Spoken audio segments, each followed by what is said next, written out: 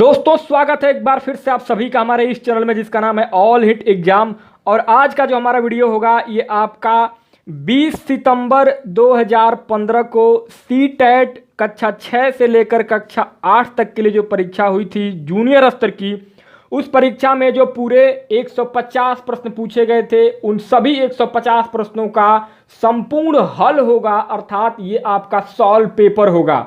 तो दोस्तों बहुत ही ज़्यादा कारगर साबित होगा ये वीडियो आप सभी के आगामी 2020 में जो परीक्षा होने वाली है जूनियर स्तर की, उस परीक्षा में बहुत ही ज़्यादा कारगर साबित होगा ये वीडियो। तो दोस्तों निवेदन करूंगा वीडियो को शुरू से लेकर आखिरी तक जरूर देखिएगा। सी-टेट 2011 से लेकर 2019 तक के जो परीक्षा जूनियर स्तर की हुई है उनमें किस तरीके से प्रश्नों का स्तर हर बार बदलता जा रहा है। तो दोस्तों बहुत महत्वपूर्ण होगा ये वीडियो। और दोस्तों वीडियो स्टार्ट करने से पहले मैं आप सभी को एक बहुत महत्वपूर्ण सूचना देना चाहूँगा कि हमारे इस ऑल हिट एग्जाम चैनल पर आपको सी-टेट और यूपी-टेट के प्राथमिक स्तर के सभी यानी कि 2011 से लेकर 2019 तक के सारे प्राथमिक स्तर के पेपर का सॉल्यूशन वीडियो बना करके अपलोड किया जा चुका है और सभी में 150 प्रश्न जो पूछे गए हैं सभी का सॉल्यूशन वीडियो है। तो दोस्तों जो भी प्राइमरी स्तर का जो पेपर है 2011 से लेकर 2019 तक वो जा करके आप लोग प्लेलिस्ट में चेक करके देख लीजिएगा। और जूनियर स्तर का भी आपका 2 साल का बना करके अपलोड किया जा चुका है, अर्थात सी-टेट 2011 पेपर सेकंड और सी-टेट 2016 पेपर सेकंड ऑलरेडी हो चुका है। और आज का वीडियो है सी-टेट 2015 जूनियर स्तर कक्षा 6 से लेकर कक्षा 8 तक के लिए। तो दोस्तों देरी ना करते हुए आज का वीडियो स्टार्ट करते हैं। जैसा कि आप स्क्रीन पर देख पा रहे हैं 20 सितंबर 2015 सी-टेट केंद्रीय शिक्षक पात्रता परीक्षा पेपर 2 कक्षा 6 से लेकर कक्षा 8 तक के लिए। दोस्तों इसमें आपका पहले भाग में आपका बाल विकास एवं शिक्षा शास्त्र से प्रश्न पूछा जाता है, जैसा कि आप सभी लोग जानते हैं। और उसमें पहला प्रश्न पूछा गया था आपका एक समावेशी कक्षा में किसी शिक्षिका की सबसे महत्वपूर्ण भूमिका है। पहला, यह सुनिश्चित करना कि शिक्षिका कक्षा को मानक निर्देश दे रही है। दूसरा, बच्चे के माता पिता के व्यवसाय को जानना ताकि शिक्षिका प्रत्येक बच्चे के भावी व्यवसाय को जान सके। तीसरा, सुनिश्चित करना कि प्रत्येक बच्चे को अपनी संभावना को प्राप्त करने का अवसर मिले। और चौथा, कक्षा के लिए ऐसी योजना बनाना कि प्रत्येक बच्चा समान गति से आगे बढ़े। तो दोस्तों पहले नंबर के प्रश्न में जो आपका सबसे सही विकल्प होगा वो आपका तीसरा विकल्प से हो जाएगा। यह सुनिश्चित करना कि प्रत्येक बच्चे को अपनी संभावना को प्राप्त करने का अवसर मिले, यही जो है एक समावेशी कक्षा में किसी भी शिक्षक या शिक्षिका की सबसे महत्वपूर्ण भूमिका होनी चाहिए। दूसरा प्रश्न है, अपनी कक्षा के बच्चों को उनकी अपनी अवधारणाओं को बदलने में आप किस प्रकार सहायता करेंगे। पहला, बच्चों को सूचनाएं लिखाकर उन्हें याद करने को कहकर। दूसरा, यदि बच्चों की अवधारणाएं गलत हों तो उन्हें दंड देकर। तीसरा, तथ्यात्मक जानकारी देकर। और चौथा, अवधारणाओं के बारे में बच्चों को अपनी समझ को व्यक्त करने का अवसर देकर। तो दोस्तों दूसरे नंबर के प्रश्न में जो आपका सबसे सही विकल्प है वो आपका चौथा विकल्प से हो जाएगा, अवधारणाओं के बारे में बच्चों को अपनी समझ को व्यक्त करने का अवसर देकर।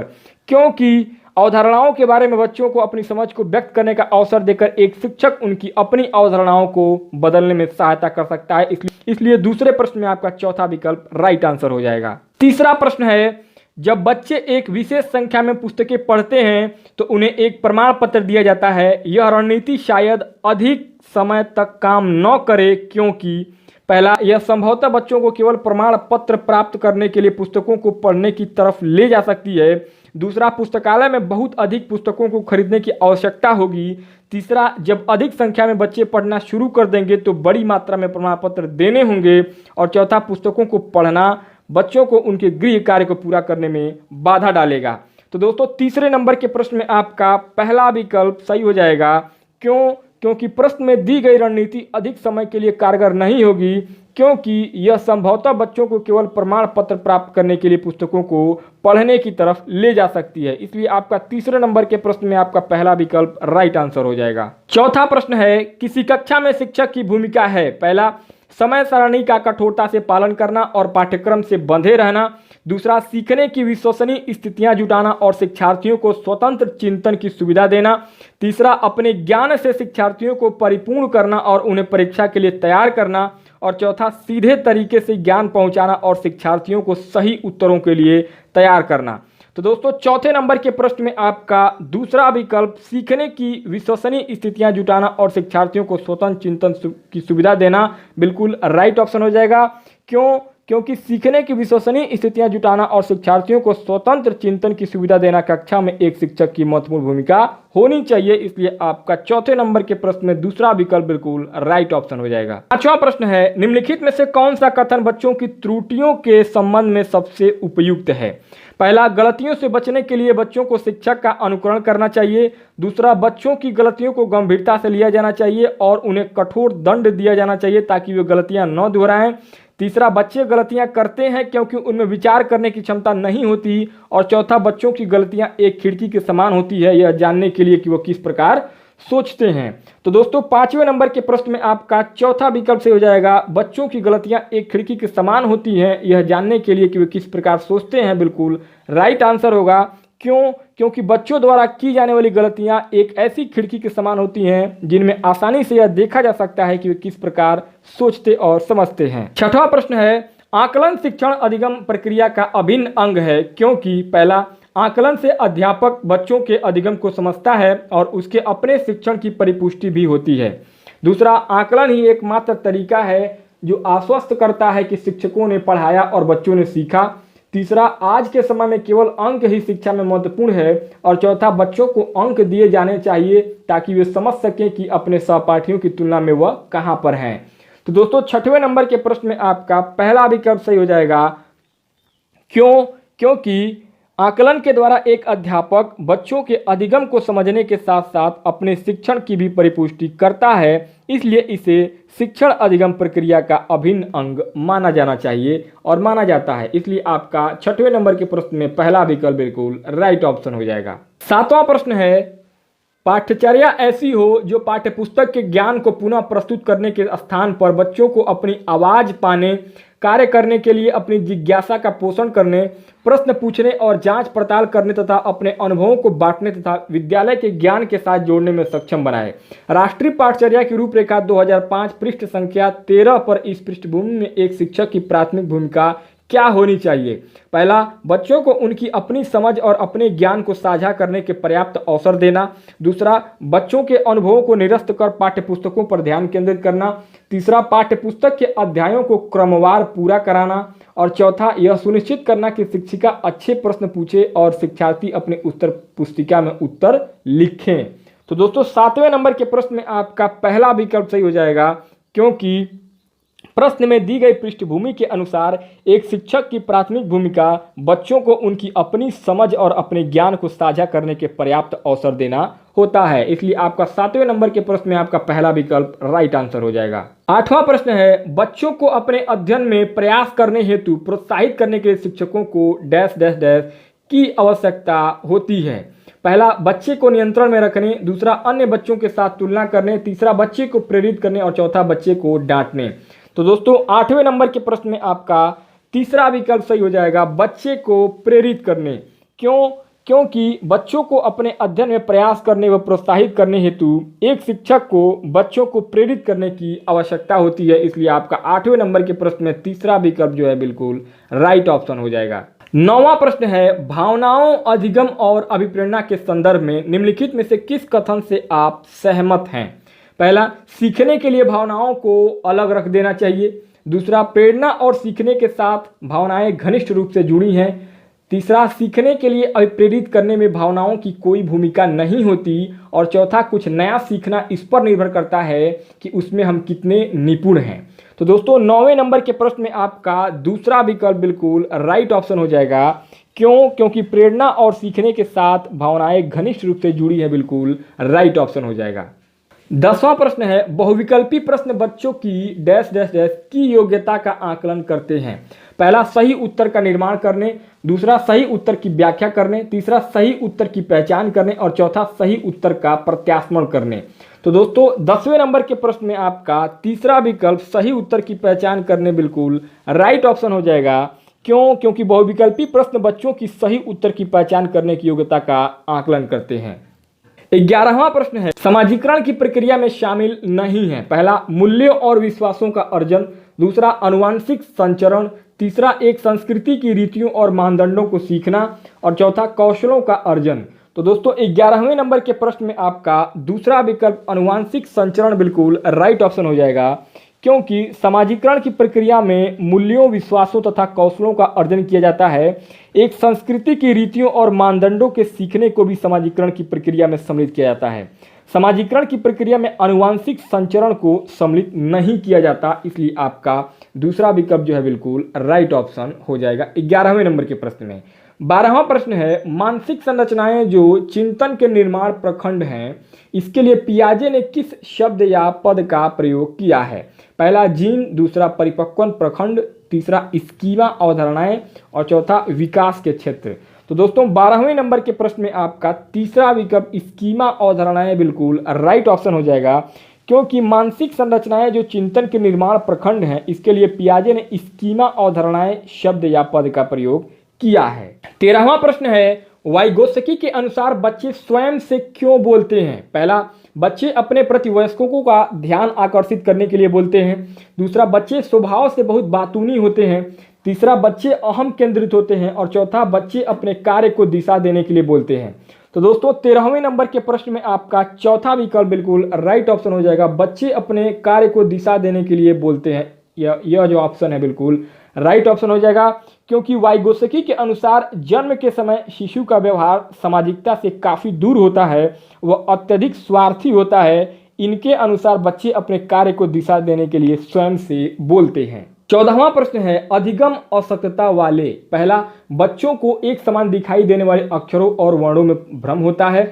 दूसरा, बच्चे दृश्य शब्दों साइट्स वर्ड्स को आसानी से पहचानते और समझते हैं।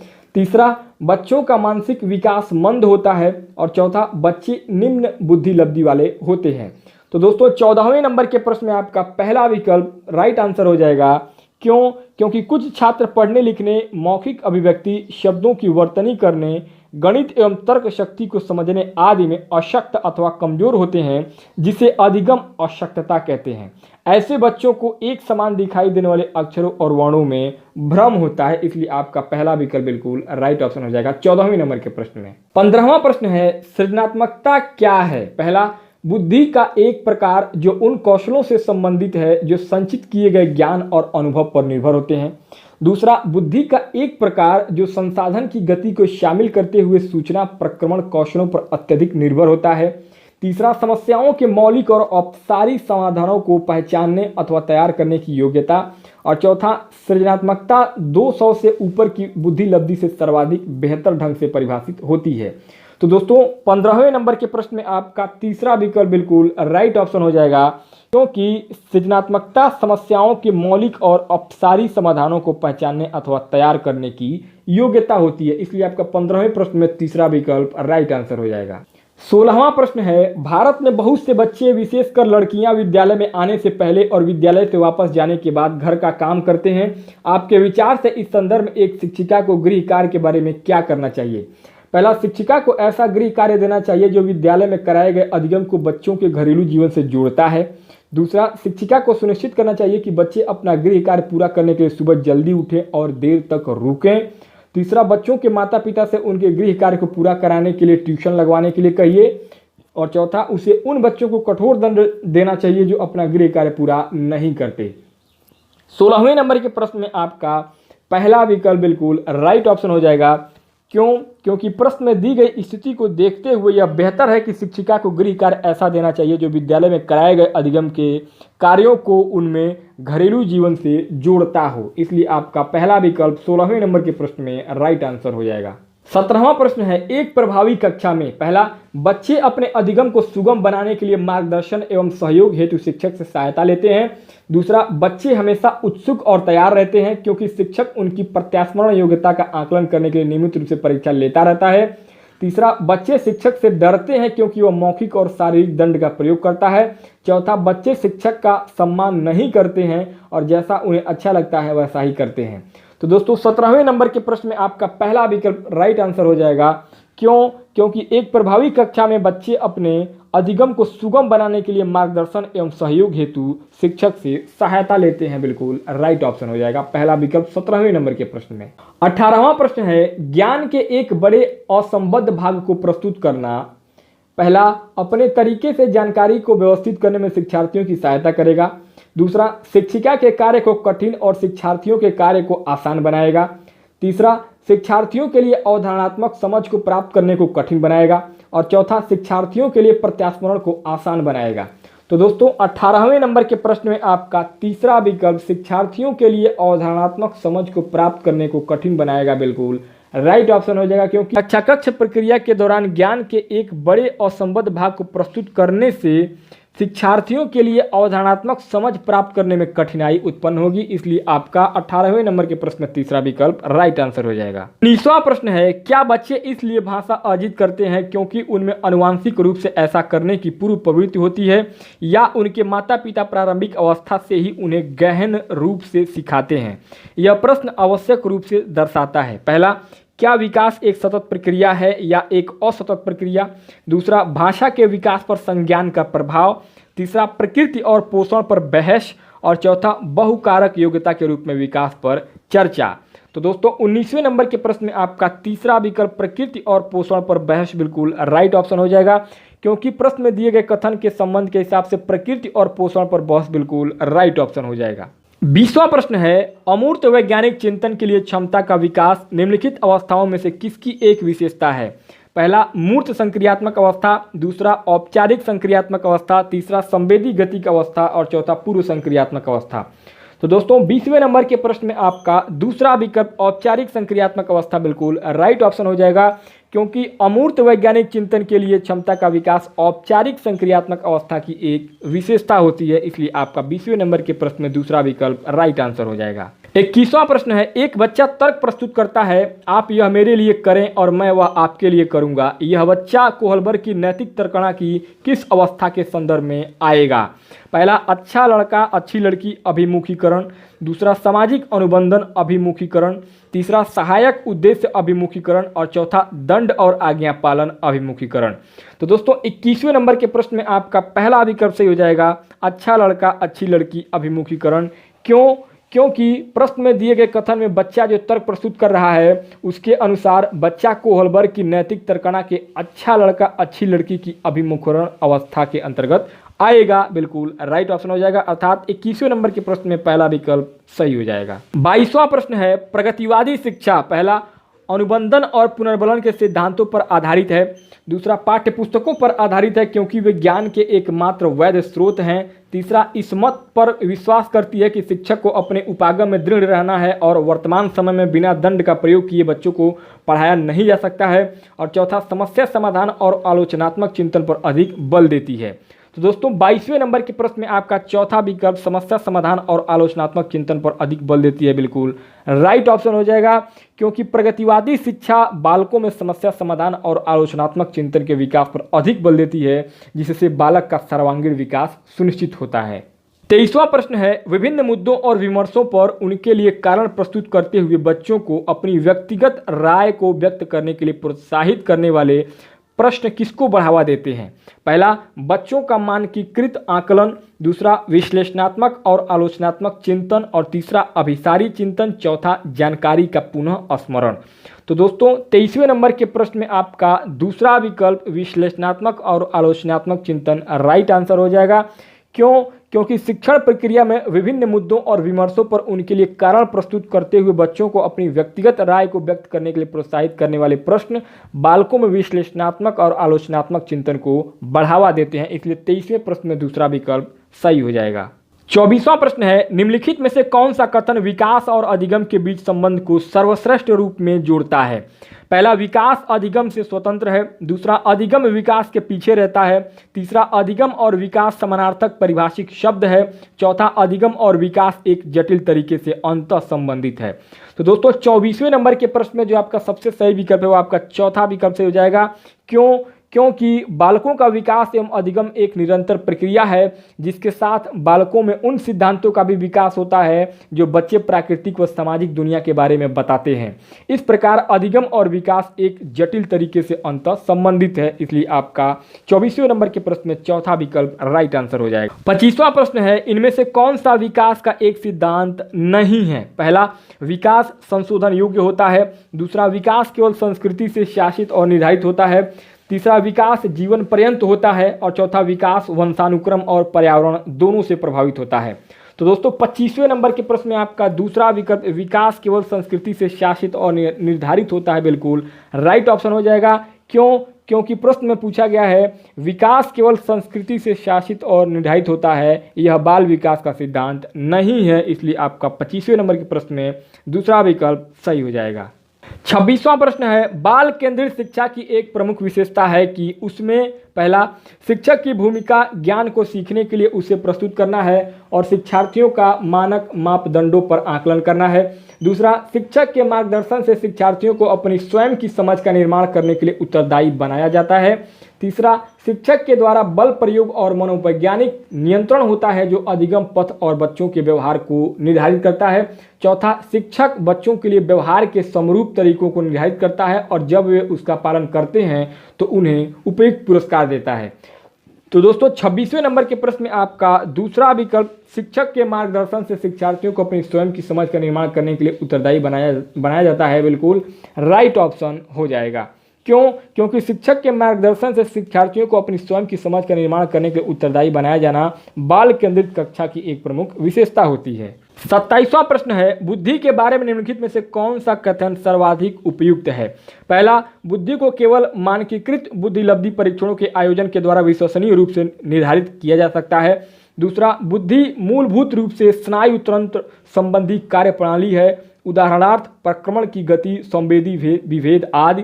तीसरा, बुद्धि विद्यालय में अच्छा प्रदर्शन करने की योग्यता है। और चौथा, बुद्धि बहुआयामी है और इसमें कई पहलू निहित हैं। तो दोस्तों 27वें नंबर के प्रश्न में आपका चौथा विकल्प बुद्धि बहुआयामी है और इसमें कई पहलू निहित है, बिल्कुल राइट ऑप्शन हो जाएगा।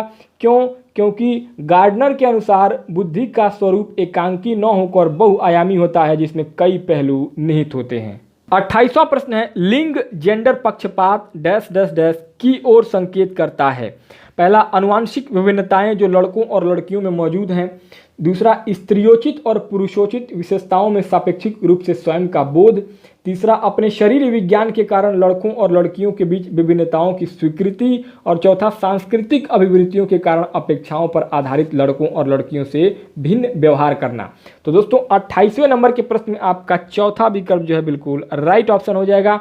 क्योंकि लिंग जेंडर पक्षपात सांस्कृतिक अभिवृत्तियों के कारण अपेक्षाओं पर आधारित लड़कों और लड़कियों से भिन्न व्यवहार करने की ओर संकेत करता है, बिल्कुल राइट आंसर हो जाएगा। अर्थात चौथा विकल्प जो है बिल्कुल राइट आंसर हो जाएगा 28वें नंबर के प्रश्न में। 29वां प्रश्न है एक उच्च प्राथमिक विद्यालय के शिक्षक के रूप में आपके पास कक्षा में कुछ ऐसे बच्चे हैं जो प्रथम पीढ़ी के रूप में विद्यालय आ रहे हैं। आपके द्वारा निम्नलिखित में से किसे किए जाने की संभावना सर्वाधिक है? पहला, कक्षा गतिविधि के समय और गृह कार्य के लिए उन्हें बुनियादी सहयोग और अन्य सहायता उपलब्ध कराएंगे। दूसरा, उन्हें याद करने के लिए और उत्तर को 5 बार अपनी उत्तर पुस्तिका में लिखने के लिए गृह कार्य देंगे। तीसरा, बच्चों से कहेंगे कि उनमें आगे बढ़ने की क्षमता नहीं है और अब उन्हें अपने माता पिता के काम में सहायता करनी चाहिए। और चौथा, माता पिता को बुलाएंगे और उनसे अपने बच्चों को ट्यूशन लगाने का नम्रतापूर्वक कहेंगे। तो दोस्तों 29वें नंबर के प्रश्न में आपका पहला विकल्प जो है बिल्कुल राइट ऑप्शन हो जाएगा। क्यों? क्योंकि कक्षा गतिविधि के समय और गृह कार्य के लिए उन्हें बुनियादी सहयोग और अन्य सहायता उपलब्ध करना एक उच्च प्राथमिक शिक्षक हेतु प्रथम पीढ़ी के रूप में विद्यालय आ रहे बच्चों के लिए सबसे बेहतर होगा। इसलिए आपका 29वें नंबर के प्रश्न में पहला विकल्प बिल्कुल राइट ऑप्शन हो जाएगा। अब दोस्तों 30वां और आखिरी प्रश्न होगा आपका बाल विकास मनोविज्ञान से। समान आयु के बच्चों में भी आकृति, योग्यता, स्वभाव, रुचि, प्रवृत्ति और अन्य बातों में बहुत अंतर होता है। इस संदर्भ में विद्यालय की क्या भूमिका है? पहला, बच्चों के आकलन के लिए नियामक मानक स्थापित करना। दूसरा, सुनिश्चित करना कि शिक्षक मानकीकृत निर्देश और पाठ्यपुस्तकों का उपयोग करे। तीसरा, सुनिश्चित करना कि सभी बच्चों का विकास एक ही प्रकार से हो। और चौथा, सुनिश्चित करना कि प्रत्येक बच्चे को अपनी क्षमताओं के अनुसार विकास के अवसर मिले। तो दोस्तों 30वें और आखिरी प्रश्न में जो आपका सबसे सही विकल्प होगा वो आपका चौथा विकल्प से हो जाएगा। क्यों? क्योंकि प्रश्न में दिए गए संदर्भ में विद्यालय की भूमिका यह सुनिश्चित करने की होनी चाहिए कि प्रत्येक बच्चे को अपनी क्षमताओं के अनुसार विकास के सुनिश्चित अवसर मिले। इसलिए आपका 30वें नंबर के प्रश्न में चौथा विकल्प बिल्कुल राइट ऑप्शन हो जाएगा। अब दोस्तों दूसरा पार्ट है आपका सामाजिक अध्ययन का, और सामाजिक अध्ययन विज्ञान में टोटल 60 प्रश्न पूछे जाते हैं जूनियर स्तर में। तो हम लोग देख लेते हैं दोस्तों। 31वां प्रश्न है और सामाजिक अध्ययन का पहला प्रश्न है राष्ट्रीय पाठचर्या की रूपरेखा 2005 सामाजिक विज्ञान के संदर्भ में सुझाती है कि बच्चे के विद्यालयी जीवन का मेल पहला, किताबी ज्ञान से जुड़ा होना चाहिए। दूसरा, शिक्षकों की अपेक्षाओं के साथ होना चाहिए। तीसरा, कक्षा के जीवन से होना चाहिए। और चौथा, बाहर के जीवन के साथ होना चाहिए। तो दोस्तों 31वें नंबर के प्रश्न में आपका चौथा विकल्प से हो जाएगा बाहर के जीवन के साथ होना चाहिए, क्योंकि राष्ट्रीय पाठचर्या की रूपरेखा 2005 सामाजिक विज्ञान के संदर्भ में यह सुझाती है कि बच्चे के विद्यालयी जीवन का मेल बाहर के जीवन के साथ भी होना चाहिए। बिल्कुल राइट ऑप्शन हो जाएगा, अर्थात 31वें नंबर के प्रश्न में चौथा विकल्प राइट आंसर हो जाएगा। 32वां प्रश्न है, सबसे उचित विकल्प को चुनिए। उच्च प्राथमिक स्तर के विद्यार्थियों को सामाजिक विज्ञान परियोजना के तहत क्षेत्र भ्रमण करने को कहा जा सकता है, जिससे कि पहला, विद्यार्थी व्यस्त रहते हैं और शिक्षक अन्य कार्यों को करने के लिए मुक्त हो जाते हैं। दूसरा, यह परियोजना पूर्ण करने की अनिवार्य आवश्यकता को पूर्ण करता है। तीसरा, यह विद्यार्थियों के लिए भागीदारी बढ़ाता है और आनंदमय होता है। चौथा, यह अवधारणाओं और विचारों के साथ वास्तविकताओं की तुलना करने में योग्य बनाता है। तो दोस्तों 32वें नंबर के प्रश्न में जो आपका सबसे सही विकल्प है वो आपका चौथा विकल्प से हो जाएगा। क्यों?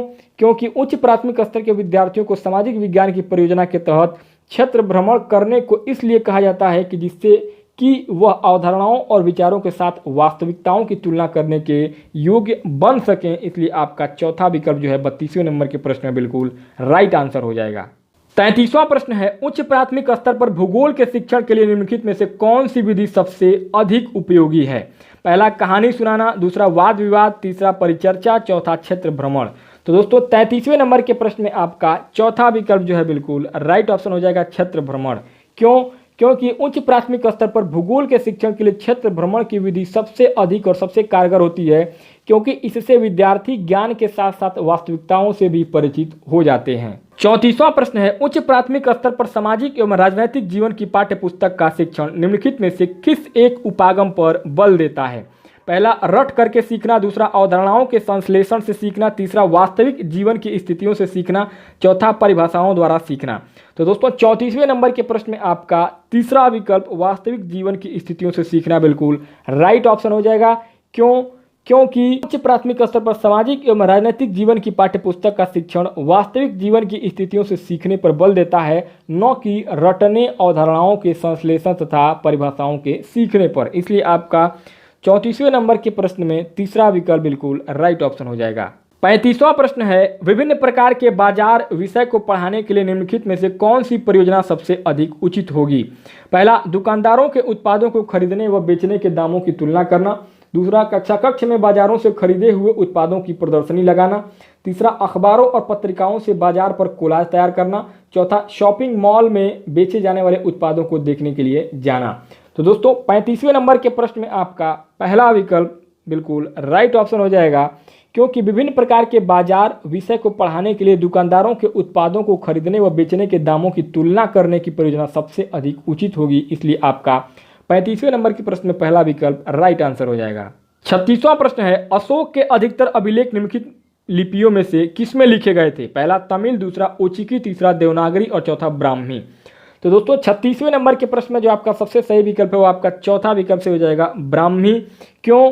क्योंकि अशोक के अधिकतर अभिलेख ब्राह्मी लिपि में खुदे हुए हैं। अन्य लिपियों में खरोष्टी, आर्मेइक व ग्रीक हैं। अशोक के अभिलेखों की भाषा प्राकृत है। इसलिए आपका 36वें नंबर के प्रश्न में चौथा विकल्प ब्राह्मी बिल्कुल राइट ऑप्शन हो जाएगा।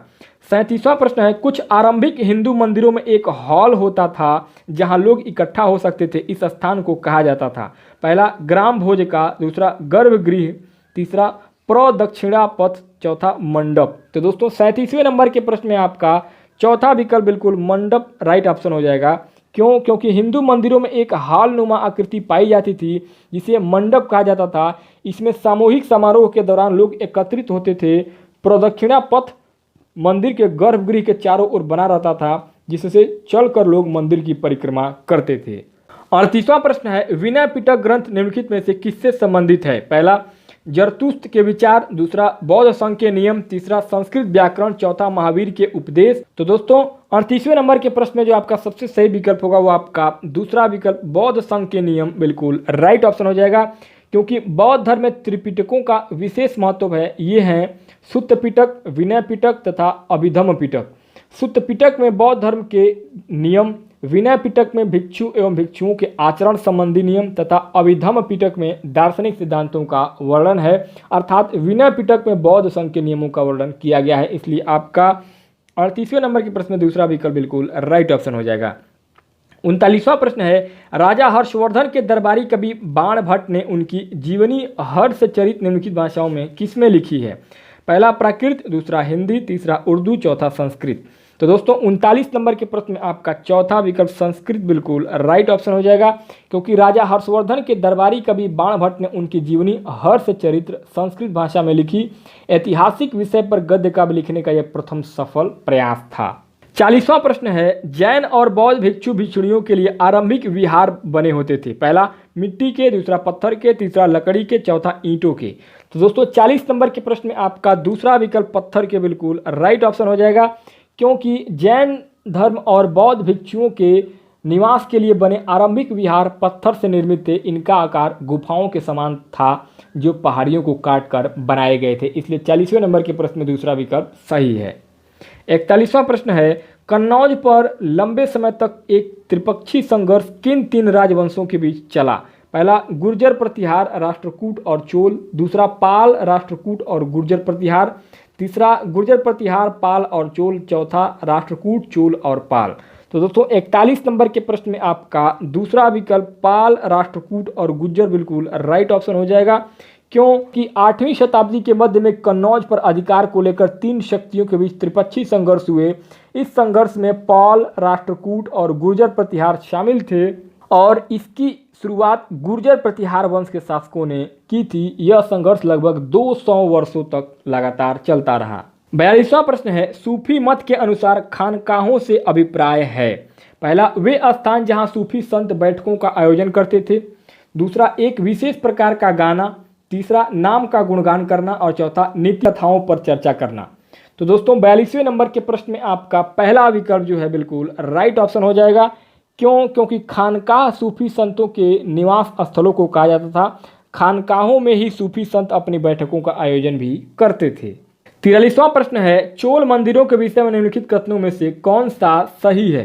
पहला चोल मंदिर आर्थिक, सामाजिक और सांस्कृतिक जीवन के केंद्र थे, दूसरा लौह प्रतिमाओं का निर्माण चोल मंदिरों की मुख्य विशेषता थी, तीसरा चोल मंदिर प्रायः अपने आसपास विकसित होने वाली केवल ग्रामीण बस्तियों के केंद्र बन गए, चौथा जनसाधारण द्वारा दी गई भूमि से चोल मंदिर संपन्न हो गए। तो दोस्तों 43 नंबर के प्रश्न में आपका पहला विकल्प जो है बिल्कुल राइट ऑप्शन हो जाएगा। क्योंकि चोलों के समय निर्मित मंदिर आर्थिक, सामाजिक और सांस्कृतिक जीवन के केंद्र थे। चोल राजाओं द्वारा ब्राह्मणों एवं मंदिरों को अत्यधिक भूमि दान में दी गई थी। ये मंदिर ट्रस्टी की भांति कार्य करते थे तथा अनेक सामाजिक एवं सांस्कृतिक गतिविधियों का संचालन भी करते थे, इसलिए आपका 43 नंबर के प्रश्न में पहला विकल्प राइट आंसर हो जाएगा। 44वां प्रश्न है, दिल्ली सल्तनत के सुल्तानों के लिए लिखी गई तवारीख के विषय में निम्नलिखित कथनों में से कौन सा सही है? पहला, तवारीख के लेखक शासकों को अच्छे शासन की आवश्यकता और न्याय संगत शासन पर बल देते थे। दूसरा, लेखकों द्वारा तवारीख सुल्तानों से ढेर सारे इनाम पाने के लिए नहीं लिखी गई। तीसरा, ये दिल्ली सल्तनत की प्रशासनिक भाषा उर्दू में लिखी गई। चौथा, तवारीख उन लोगों द्वारा लिखी गई जो शायद ही नगरों में रहे।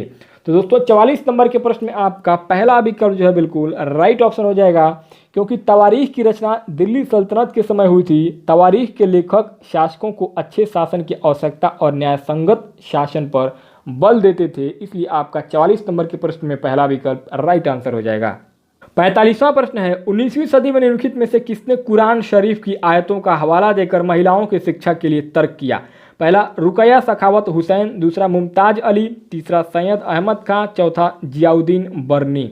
तो दोस्तों 45 नंबर के प्रश्न में आपका दूसरा विकल्प मुमताज अली बिल्कुल राइट ऑप्शन हो जाएगा, क्योंकि 19वीं सदी में मुमताज अली ने मुस्लिम धर्म में सुधार का प्रयास किया। उन्होंने कुरान शरीफ की आयतों का हवाला देकर महिलाओं की शिक्षा के लिए तर्क दिया था, इसलिए आपका 45 नंबर के प्रश्न में दूसरा विकल्प राइट आंसर हो जाएगा। 46 नंबर पर प्रश्न है, कक्षा कक्ष में विद्यार्थियों को खुली पुस्तक अभ्यास करवाने के उचित कारण को चुनिए। पहला, बिना तैयारी के विद्यार्थियों का मूल्यांकन करना। दूसरा, पाठ्य भाषा के प्रयोग को प्रोत्साहित करना। तीसरा, पाठ को विस्तृत रूप से याद कराना। और चौथा, पाठ को किसी विशिष्ट प्रश्नों के संदर्भ में पढ़ना। तो दोस्तों 46 नंबर के प्रश्न में आपका चौथा विकल्प जो है बिल्कुल राइट ऑप्शन हो जाएगा, क्योंकि कक्ष में विद्यार्थियों को खुली पुस्तक अभ्यास करवाने का सबसे उचित कारण पाठ को किसी विशिष्ट प्रश्नों के संदर्भ में पढ़ना होता है, इसलिए आपका 46 नंबर के प्रश्न में चौथा विकल्प राइट आंसर हो जाएगा। 47वां प्रश्न है, सामाजिक विज्ञान के विषयों के अध्ययन का महत्व इसलिए है क्योंकि बच्चे इससे डैश डैश डैश। पहला, लोकतंत्र के बारे में विस्तार से सीख सकते हैं। दूसरा, समाज और उसके पर्यावरण को समझ सकते हैं। तीसरा, भूत की घटनाओं का मूल्यांकन कर सकते हैं। और चौथा, प्राकृतिक संसाधनों को संरक्षित कर सकते हैं।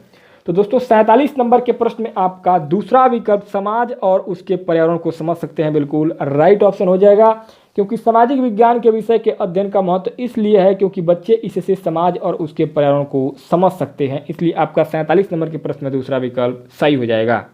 48वां प्रश्न है, सामाजिक विज्ञान के शिक्षण में चित्र तथा पट के प्रयोग के लिए सबसे महत्वपूर्ण कारण क्या है? पहला, एक पक्षी सूचना प्रदान करना।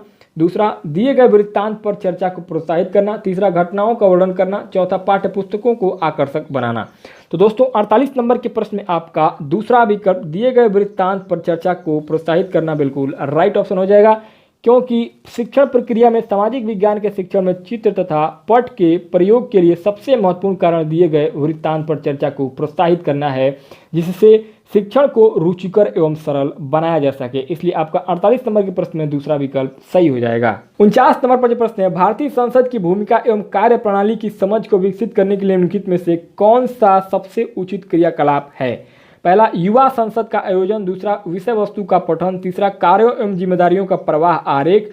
और चौथा, संसद के अवरोध पर समाचार पत्र के लेखन पर चर्चा। तो दोस्तों 49वें नंबर के प्रश्न में आपका पहला विकल्प जो है बिल्कुल युवा संसद का आयोजन बिल्कुल राइट ऑप्शन हो जाएगा, क्योंकि भारतीय राजनीतिक प्रणाली की समग्र समझ उत्पन्न करने के लिए युवा संसद का आयोजन किया जाना चाहिए। इसके माध्यम से भारतीय संसद की भूमिका एवं कार्य प्रणाली की बेहतर समझ को बालकों में विकास होगा। इसलिए आपका पहला विकल्प बिल्कुल राइट ऑप्शन हो जाएगा 49वें नंबर के प्रश्न में। 50वां प्रश्न है, एक शिक्षिका विद्यार्थियों को सुझाव देती है कि वे एक तालिकाएं बनाएं जिसमें उनके द्वारा एक सप्ताह में उपयोग किए जाने वाले पानी की बाल्टियों की संख्या लिखी गई हो। इस गतिविधि के बाद वे पानी के प्रयोग और संरक्षण के बारे में चर्चा शुरू करती हैं। शिक्षिका कक्षा में किस प्रकार के अधिगम को प्रोत्साहित कर रही हैं? पहला, निगमनात्मक विधि। दूसरा, वृत्त अध्ययन विधि। तीसरा, समस्या समाधान विधि। और चौथा, पूछताछ विधि। तो दोस्तों 50वें नंबर के प्रश्न में आपका दूसरा विकल्प वृत्त अध्ययन विधि बिल्कुल राइट ऑप्शन हो जाएगा, क्योंकि पानी के प्रयोग और संरक्षण के बारे में शिक्षिका द्वारा बनाई गई तालिका वृत्त अध्ययन विधि का उदाहरण है। इससे बच्चे आसानी से पानी के सदुपयोग एवं दुरुपयोग को समझ सकेंगे। 51 नंबर पर जो प्रश्न है, सबसे उचित विकल्प को रिक्त स्थान में भरिए। ज्ञान और विचारों को व्यवस्थित करने के लिए अवधारणात्मक संसाधनों में समय रेखा, सारांश, डैश डैश डैश और सम्मिलित हैं। पहला, शिक्षक प्रतिरूपण और दंड आरेख। दूसरा, स्मरण संकेत और समीक्षा प्रश्न। तीसरा, सूचना मानचित्र और अवधारणा मानचित्र। चौथा, अन्वेषणात्मक सॉफ्टवेयर और प्रश्न बैंक। तो दोस्तों 51 नंबर के प्रश्न में आपका तीसरा विकल्प जो है बिल्कुल राइट ऑप्शन हो जाएगा, क्योंकि ज्ञान और विचारों को व्यवस्थित करने के लिए अवधारणात्मक संसाधनों में समय रेखा, सारांश, सूचना मानचित्र और अवधारणात्मक मानचित्र सम्मिलित होता है। इसलिए आपका 51 नंबर के प्रश्न में तीसरा विकल्प सही हो जाएगा। 52 नंबर पर प्रश्न है, क्रियाकलाप आधारित प्रश्न सामाजिक विज्ञान के पाठ को पहला आनंदमयी बनाते हैं, दूसरा विवादास्पद बनाते हैं, तीसरा लंबा बनाते हैं और चौथा विस्तृत बनाते हैं। तो दोस्तों 52 नंबर के प्रश्न में आपका पहला विकल्प जो है बिल्कुल राइट ऑप्शन हो जाएगा। क्योंकि क्रियाकलाप आधारित प्रश्न सामाजिक विज्ञान के पाठ को हमेशा आनंदमयी बनाते हैं। 53 नंबर पर प्रश्न है, सामाजिक समस्याओं की समझदारी को विकसित करने के लिए निम्नलिखित में से सबसे उचित विधि कौन सी है? पहला, चलचित्र प्रदर्शन। दूसरा, चित्र निबंध। तीसरा, भूमिका निर्वाह और चौथा, वृत्त अध्ययन। तो दोस्तों 53 नंबर के प्रश्न में आपका चौथा विकल्प वृत्त अध्ययन बिल्कुल राइट ऑप्शन हो जाएगा, क्योंकि कक्षा कक्ष कार्यक्रम के दौरान बालकों में सामाजिक समस्याओं की समझ विकसित करने के लिए सबसे उचित विधि वृत्त अध्ययन विधि होती है। 54 नंबर पर प्रश्न है, एक शिक्षिका अपने विद्यार्थियों को सरकारी परियोजनाओं के बारे में जानकारी प्राथमिक स्रोत के माध्यम से देना चाहती है। निम्नलिखित में से कौन सी योजना अनुपयुक्त होगी? पहला, विद्यार्थियों के पड़ोस में लागू होने वाली योजनाओं पर सर्वे। दूसरा, विद्यार्थियों के पड़ोस में लागू होने वाली परियोजनाओं पर हुए खर्च पर एक रिपोर्ट। तीसरा, सरकारी परियोजनाओं पर पुस्तक की समीक्षा। और चौथा, एक खंड विकास अधिकारी के साथ साक्षात्कार। दोस्तों 54 नंबर के प्रश्न में आपका जो सबसे सही विकल्प है वो आपका पहला विकल्प से हो जाएगा, विद्यार्थियों के पड़ोस में लागू होने वाली योजना पर सर्वे। क्योंकि शिक्षिका द्वारा विद्यार्थियों को प्राथमिक स्रोतों के माध्यम से सरकारी परियोजनाओं की जानकारी देने का प्रयास किया जा रहा है। इस संबंध में सबसे जो अनुपयुक्त स्रोत है वह है आपका विद्यार्थियों के पड़ोस में लागू होने वाली योजनाओं पर सर्वे। इसलिए आपका 54 नंबर के प्रश्न में पहला विकल्प राइट आंसर हो जाएगा। 55 नंबर पर प्रश्न है, सामाजिक विज्ञान पर निम्नलिखित में से एक उचित और अर्थपूर्ण दत्त अभ्यास को चुनिए। पहला पाठ्य पुस्तकों में से सही उत्तर ढूंढना, दूसरा पिछले वर्ष का अभ्यास, तीसरा अवधारणाओं के परीक्षण का एक मौलिक अभ्यास, चौथा पठन सामग्री का सार। तो दोस्तों 55 नंबर के प्रश्न में जो आपका सबसे सही विकल्प होगा वो आपका पहला विकल्प से हो जाएगा, पाठ्य पुस्तकों में से सही उत्तर ढूंढना। क्यों? क्योंकि सामाजिक विज्ञान पर उचित और अर्थपूर्ण दत्त अभ्यास पाठ्य पुस्तकों में से सही उत्तर ढूंढना होता है, इसलिए आपका 55 नंबर के प्रश्न में पहला विकल्प राइट आंसर हो जाएगा। 56 नंबर पर प्रश्न है, लोकतांत्रिक संस्थाओं के प्रति विद्यार्थियों में दोषदर्शिता को रोकने के लिए निम्नलिखित में से कौन से दो विकल्प सबसे उचित होंगे? पहला है आदर्श कार्यप्रणाली एवं सिद्धांतों पर बल देना, दूसरा संस्थानों के बदलाव में असंभावनाओं को इंगित करना, तीसरा सामाजिक विषमता की अपरिहार्यता पर बल देना, चौथा जागरूक जनता की भूमिका को इंगित करना।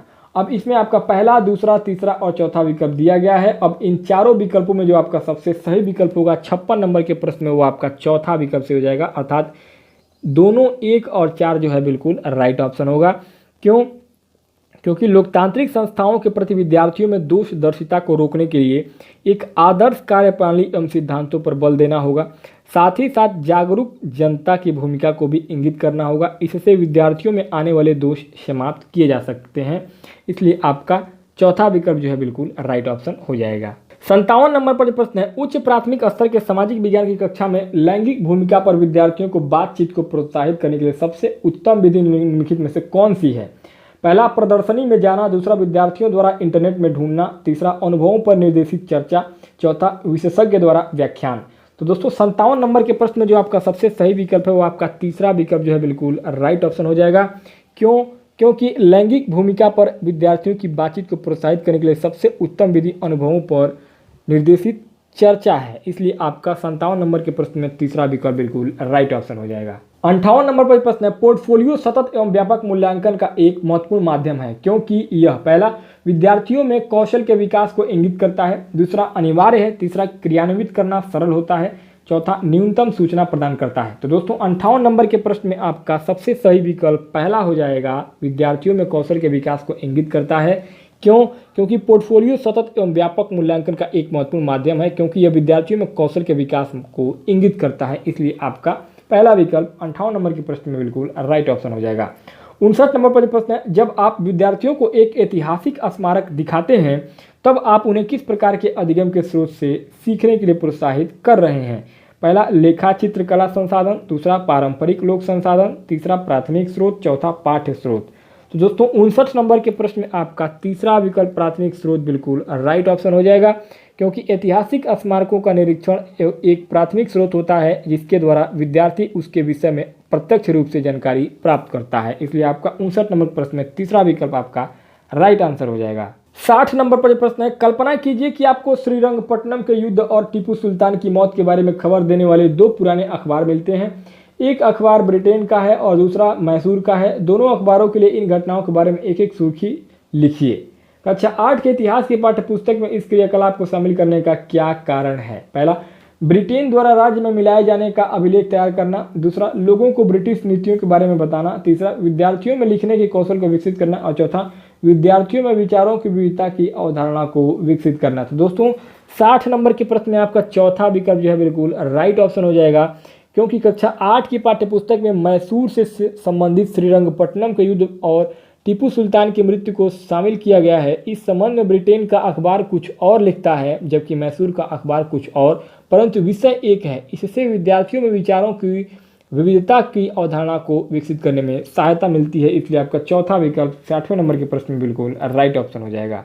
61 नंबर पर प्रश्न है, निम्नलिखित कथनों में से कौन सा कथन लोकतंत्र के संबंध में गलत है? पहला, लोकतंत्र में एक शासक के पास देश पर शासन करने की संपूर्ण ताकत होती है। दूसरा, लोकतंत्र में लोग लिए गए निर्णयों पर प्रश्न उठा सकते हैं।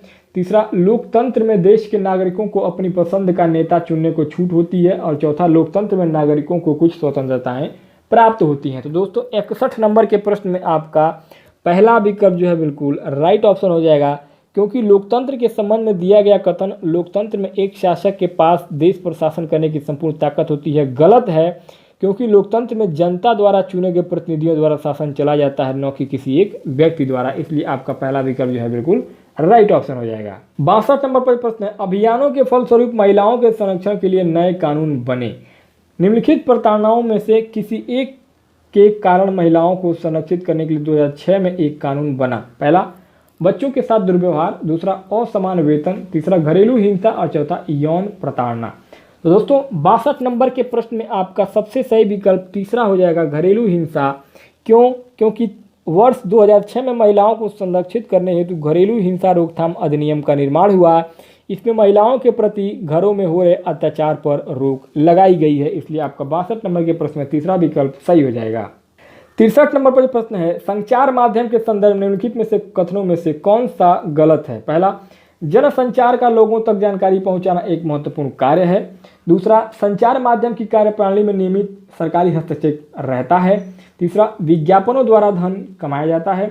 और चौथा, जनसंचार द्वारा उपयोग में लाई जाने वाली तकनीकें बदलती रहती हैं। तो दोस्तों 63 नंबर के प्रश्न में आपका दूसरा विकल्प जो है बिल्कुल राइट ऑप्शन हो जाएगा, क्योंकि संचार माध्यम की कार्यप्रणाली में सरकार का कोई हस्तक्षेप नहीं होता है, वह स्वतंत्र अवस्था में कार्य करती है, इसलिए इसे लोकतंत्र का चौथा स्तंभ भी कहा जाता है। 64 नंबर पर प्रश्न है, समाचार चैनल पर विज्ञापन का मूल्य निर्भर होता है? पहला, बड़े व्यापारिक घरानों पर, दूसरा कंपनी क्षेत्र पर, तीसरा चैनल की लोकप्रियता पर और चौथा दर्शकों की मांग पर। तो दोस्तों 64 नंबर के प्रश्न में आपका तीसरा विकल्प जो है चैनल की लोकप्रियता पर बिल्कुल राइट ऑप्शन हो जाएगा। क्यों?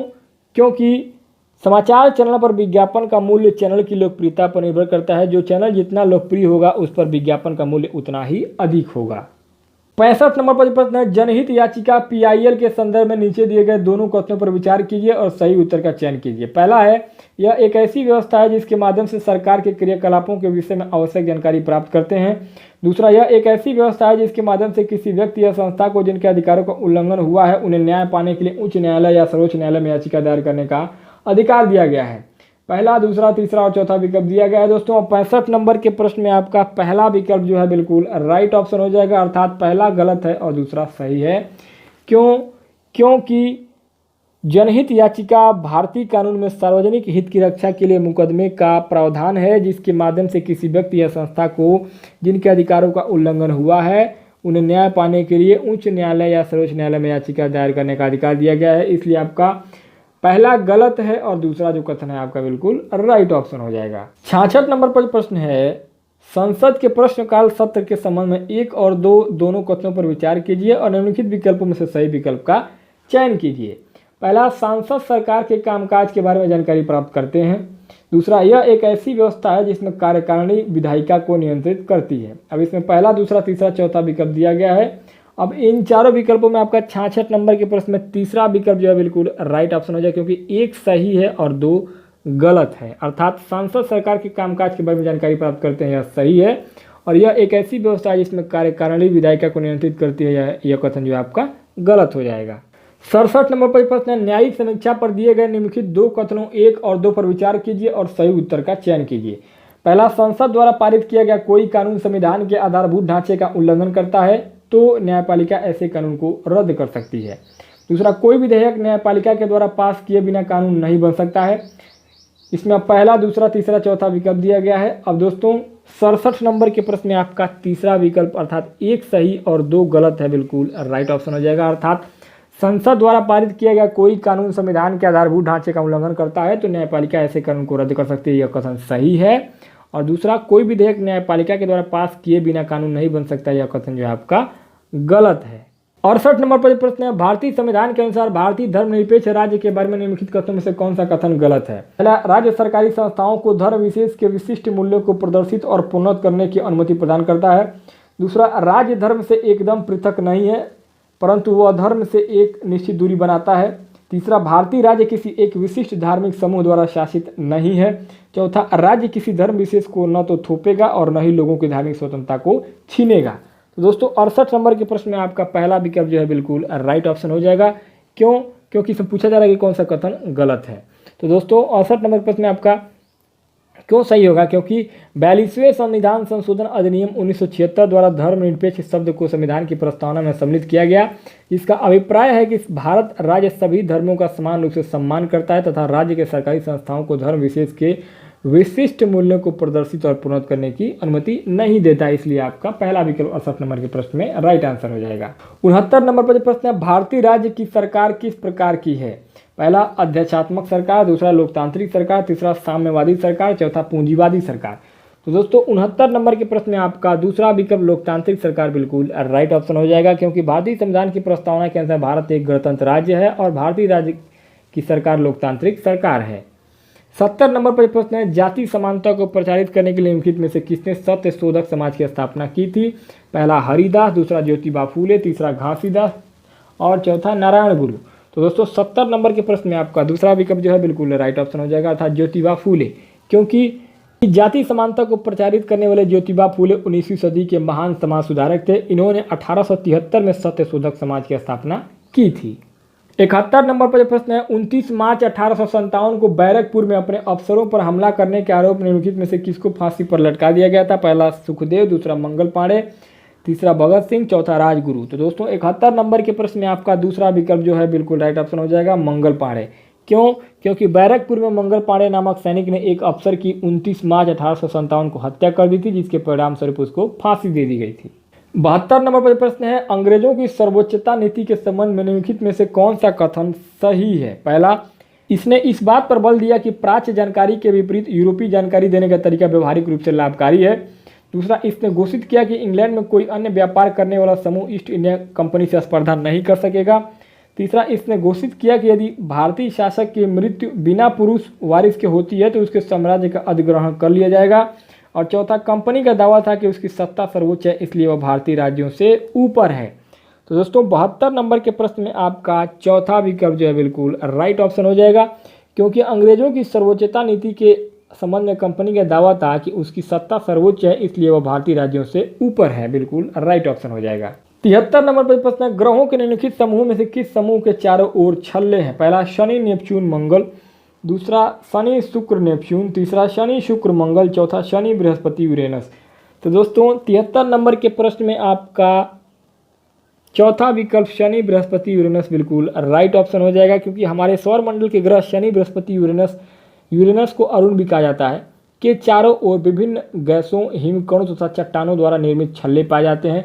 बृहस्पति के छल्ले बहुत पतले तथा धूल कणों द्वारा निर्मित होते हैं। 74 नंबर पर प्रश्न है, पृथ्वी को भू आभ के रूप में क्यों वर्णित किया जाता है? निम्नलिखित में से सही विकल्प को चुनिए। पहला, पृथ्वी की 2/3 सतह जल से ढकी है। दूसरा, जीवन के लिए अनुकूल परिस्थितियां केवल पृथ्वी पर पाई जाती हैं। तीसरा, पृथ्वी ध्रुवों के पास थोड़ी चपटी है।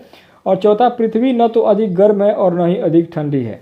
तो दोस्तों 74 नंबर के प्रश्न में आपका तीसरा विकल्प जो है बिल्कुल राइट ऑप्शन हो जाएगा। क्यों? क्योंकि पृथ्वी को भू-आभ के रूप में वर्णित किया जाता है, क्योंकि वह पूर्णतः गोल नहीं है बल्कि ध्रुवों के पास थोड़ी सी चपटी है, बिल्कुल राइट ऑप्शन हो जाएगा तीसरा विकल्प। 75 नंबर पर प्रश्न है, पृथ्वी से चंद्रमा का केवल एक ही भाग दिखाई पड़ता है, क्यों? पहला, चंद्रमा केवल पृथ्वी का चक्कर लगाता है परंतु अपने अक्ष पर चक्कर नहीं लगाता। दूसरा, चंद्रमा पृथ्वी का चक्कर नहीं लगाता, केवल अपने अक्ष पर चक्कर लगाता है। तीसरा, चंद्रमा अपने अक्ष पर एक चक्कर पूरा करने से कहीं अधिक समय पृथ्वी का चक्कर पूरा करने में लेता है। और चौथा, चंद्रमा पृथ्वी का एक चक्कर पूरा करने में जितना समय लेता है उतना ही समय अपने अक्ष पर एक चक्कर पूरा करने में लेता है। तो दोस्तों 75 नंबर के प्रश्न में आपका चौथा विकल्प जो है बिल्कुल राइट ऑप्शन हो जाएगा, क्योंकि चंद्रमा का घूर्णन एवं परिभ्रमण काल दोनों लगभग समान है, 27 दिन 7 घंटे 45 मिनट। अतः चंद्रमा पृथ्वी का एक चक्कर पूरा करने में जितना समय लेता है उतना ही समय अपने अक्ष पर एक चक्कर पूरा करने में लेता है। अतः पृथ्वी से चंद्रमा का केवल एक ही भाग दिखाई देता है। 76 नंबर पर प्रश्न है, यूराल पर्वत अलग करते हैं। पहला, अफ्रीका और यूरोप को। दूसरा, उत्तरी अमेरिका और दक्षिणी अमेरिका को। तीसरा, अफ्रीका और एशिया को। चौथा, एशिया और यूरोप को। तो दोस्तों 76 नंबर के प्रश्न में आपका चौथा विकल्प जो है बिल्कुल राइट ऑप्शन हो जाएगा, क्योंकि मध्य रूस स्थित यूराल पर्वतमाला एशिया और यूरोप को अलग करती है। 77 नंबर पर प्रश्न है, भूपर्पटी में वह स्थान जहाँ से भूकंपी तरंगे आरंभ होती हैं उसे कहा जाता है। पहला, अधिकेंद्र, दूसरा क्रेटर, तीसरा केंद्र, चौथा उद्गम केंद्र। तो दोस्तों 77 नंबर के प्रश्न में आपका पहला विकल्प अधिकेंद्र बिल्कुल राइट ऑप्शन हो जाएगा, क्योंकि भूकंप विज्ञान के अंतर्गत सिस्मोग्राफ द्वारा भूकंपी लहरों का अध्ययन किया जाता है। जिस स्थान से भूकंप का कंपन प्रारंभ होता है इसे भूकंप मूल फोकस तथा जहां पर भूकंपी लहरों का अनुभव सबसे पहले किया जाता है उसे भूकंप अधिकेंद्र कहते हैं। 78 नंबर पर प्रश्न है, वायुमंडल की निम्नलिखित परतों में से कौन सी परत हवाई जहाज उड़ाने के लिए सबसे आदर्श है? पहला, मध्य मंडल, दूसरा ताप मंडल, तीसरा क्षोभ मंडल, चौथा समताप मंडल। तो दोस्तों 78 नंबर के प्रश्न में आपका चौथा विकल्प समताप मंडल बिल्कुल राइट ऑप्शन हो जाएगा। क्यों? क्योंकि समताप मंडल में किसी भी प्रकार की मौसमी घटना घटित नहीं होती है, अतः मौसम सदैव साफ बना रहता है और इस मंडल का तापमान भी सदैव स्थिर रहता है, जिससे इस मंडल में हवाई जहाज उड़ने में कोई बाधा नहीं आती। अतः समताप मंडल हवाई जहाज उड़ाने के लिए सबसे आदर्श मंडल है। 79 नंबर पर जो प्रश्न है, निम्नलिखित में से पृथ्वी पर तापमान के वितरण को प्रभावित करने वाला सबसे महत्वपूर्ण कारक कौन सा है? पहला पार्थिव विकिरण, दूसरा समुद्र से दूरी, सूर्य तपन और चौथा सौर विकिरण। तो दोस्तों 79 नंबर के प्रश्न में आपका सबसे सही विकल्प होगा चौथा सौर विकिरण। क्यों? क्योंकि पृथ्वी पर तापमान के वितरण को प्रभावित करने वाले कारण पार्थिव विकिरण, समुद्र से दूरी, सौर विकिरण, सूर्य तापन आदि सम्मिलित होता है, परंतु सबसे महत्वपूर्ण कारक सौर विकिरण होता है। 80 नंबर पर जो प्रश्न है, अमेजन बेसिन के संबंध में निम्नलिखित कथनों में से कौन सा कथन सही है? पहला, अमेजन नदी डेल्टा का निर्माण करती है जो मैंग्रोव वनों से ढका है। दूसरा, अमेजन नदी basin Brazil, Peru, Bolivia, Argentina के भागों से अप्रवाहित होती है। तीसरा, अमेजन बेसिन भूमध्य रेखीय प्रदेश में आता है। चौथा, अमेजन नदी भूमध्य रेखीय प्रदेश से होकर पश्चिम दिशा में बहती है। तो दोस्तों 80 नंबर के प्रश्न में आपका तीसरा विकल्प जो है बिल्कुल राइट ऑप्शन हो जाएगा, क्योंकि अमेजन बेसिन दक्षिण अमेरिका महाद्वीप के देश ब्राजील में अवस्थित है। अमेजन बेसिन जो भूमध्य रेखीय प्रदेश में आता है, इसका निर्माण अमेजन नदी से हुआ है। यह नदी पश्चिम से पूर्व दिशा में बहती है, इसलिए आपका तीसरा विकल्प जो है बिल्कुल राइट ऑप्शन हो जाएगा। 81 नंबर पर जो प्रश्न है, विश्व में भारत का सबसे ऊंचा सड़क मार्ग निम्नलिखित में से कौन सा है? पहला, शिलांग सिलचर, दूसरा उधमपुर श्रीनगर, तीसरा ईटानगर पासीघाट, चौथा मनाली लेह। तो दोस्तों 81 नंबर के प्रश्न में आपका चौथा विकल्प मनाली लेह बिल्कुल राइट ऑप्शन हो जाएगा, क्योंकि समुद्र तल से लगभग 5600 मीटर की ऊंचाई पर स्थित भारत का मनाली लेह राजमार्ग विश्व का सबसे ऊंचा राजमार्ग है। यह राजमार्ग हिमाचल प्रदेश के मनाली को लेह जम्मू कश्मीर से जोड़ता है। 82 नंबर पर जो प्रश्न है, भूस्खलन को नियंत्रित करने के लिए निम्नलिखित में से न्यूनीकरण क्रियाविधि कौन सी नहीं है? पहला, भूस्खलन को रोकने के लिए वनस्पति आवरण को कम करना। दूसरा, भूस्खलन की गतिशीलता को नियंत्रित करने के लिए सतही अपवाह का नियंत्रण सुनिश्चित करना। तीसरा, भूस्खलन प्रवण क्षेत्रों की पहचान के लिए संकट मानचित्रण। चौथा, भूमि को खिसकने से बचाने के लिए प्रतिधारी दीवार का निर्माण करना।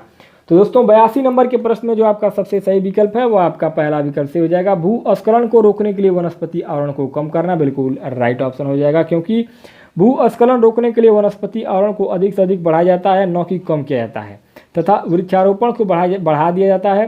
भूस्खलन को रोकने हेतु सर्वोत्तम विधियां हैं सतही अपवाह नियंत्रण, भूस्खलन क्षेत्रों की पहचान एवं मानचित्रण द्वारा प्रतिरोधी दीवारों का निर्माण आदि। तो दोस्तों इस प्रकार से 82 नंबर प्रश्न में आपका पहला विकल्प जो है बिल्कुल राइट ऑप्शन हो जाएगा।